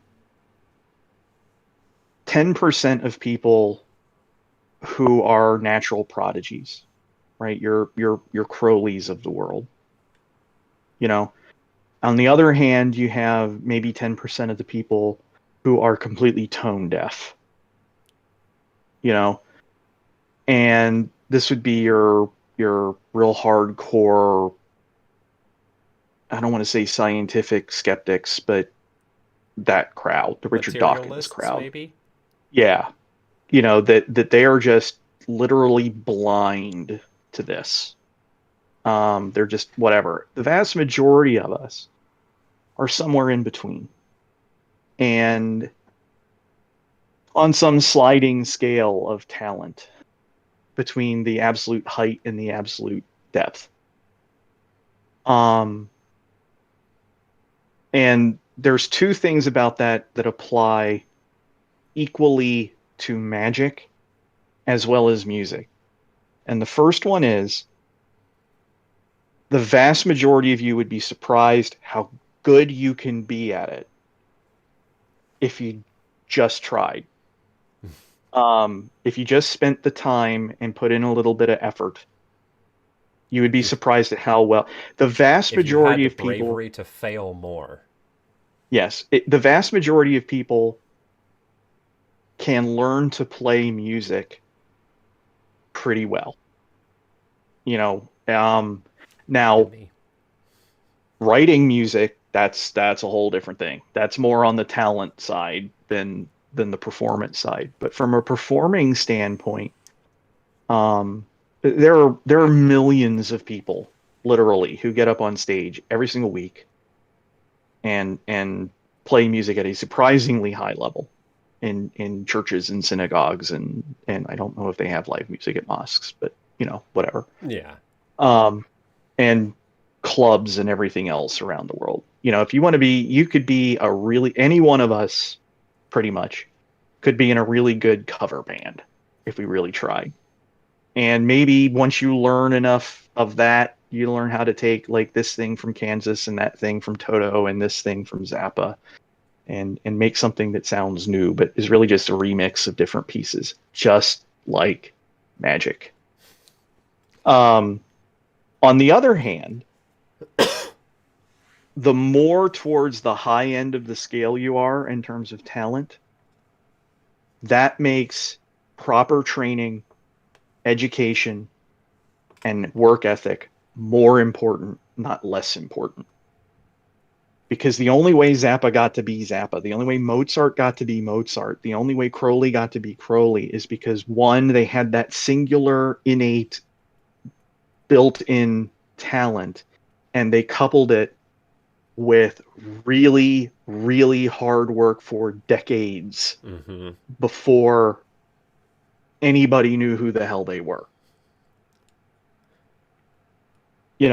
And that's the thing people talk about. Like, I hear this at our school of music all the time, which is people talk about, well, what about so and so? Buddy Rich is a good example, although they don't say this about Buddy Rich that much.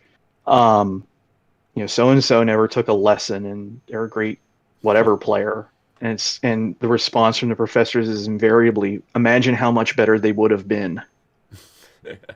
And that the third thing on that point is that the greatest tragedy, whether in music or magic, is unrealized potential. It's if there is one challenge I could issue to everyone, it is learn to play music, learn to do magic, because they're the same thing. They're That's why it's one thing, not two things. they're expressions of it. It's very non-dualist. Fuck. DH is here even when he's not here. God damn it. I thought I He's was in off my the head. clock. Oh He's in no, my we head. we are the same in a non-dualist perspective. Ah! Ah! Oh fuck, I didn't want to end it with him, but fuck. Okay, yeah, we've been going for a while. I'm gonna wrap this thing up.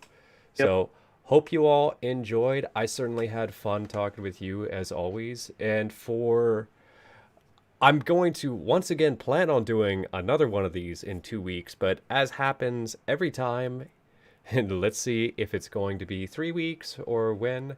Next time it might not even be with Dr. Eddie. I might have a different guy on for the next one, which, yeah, is sacrilegious. But if I don't think we're quite ready to announce it yet, but if this last 10 minutes interested you at all, Dr. Eddie and I are cooking something up to do on his own YouTube channel. So certainly stick around in the future and you'll hear more about that. But so, fucking stay excellent to each other. Do music. Magic is in the butt. Fucking keep it classy.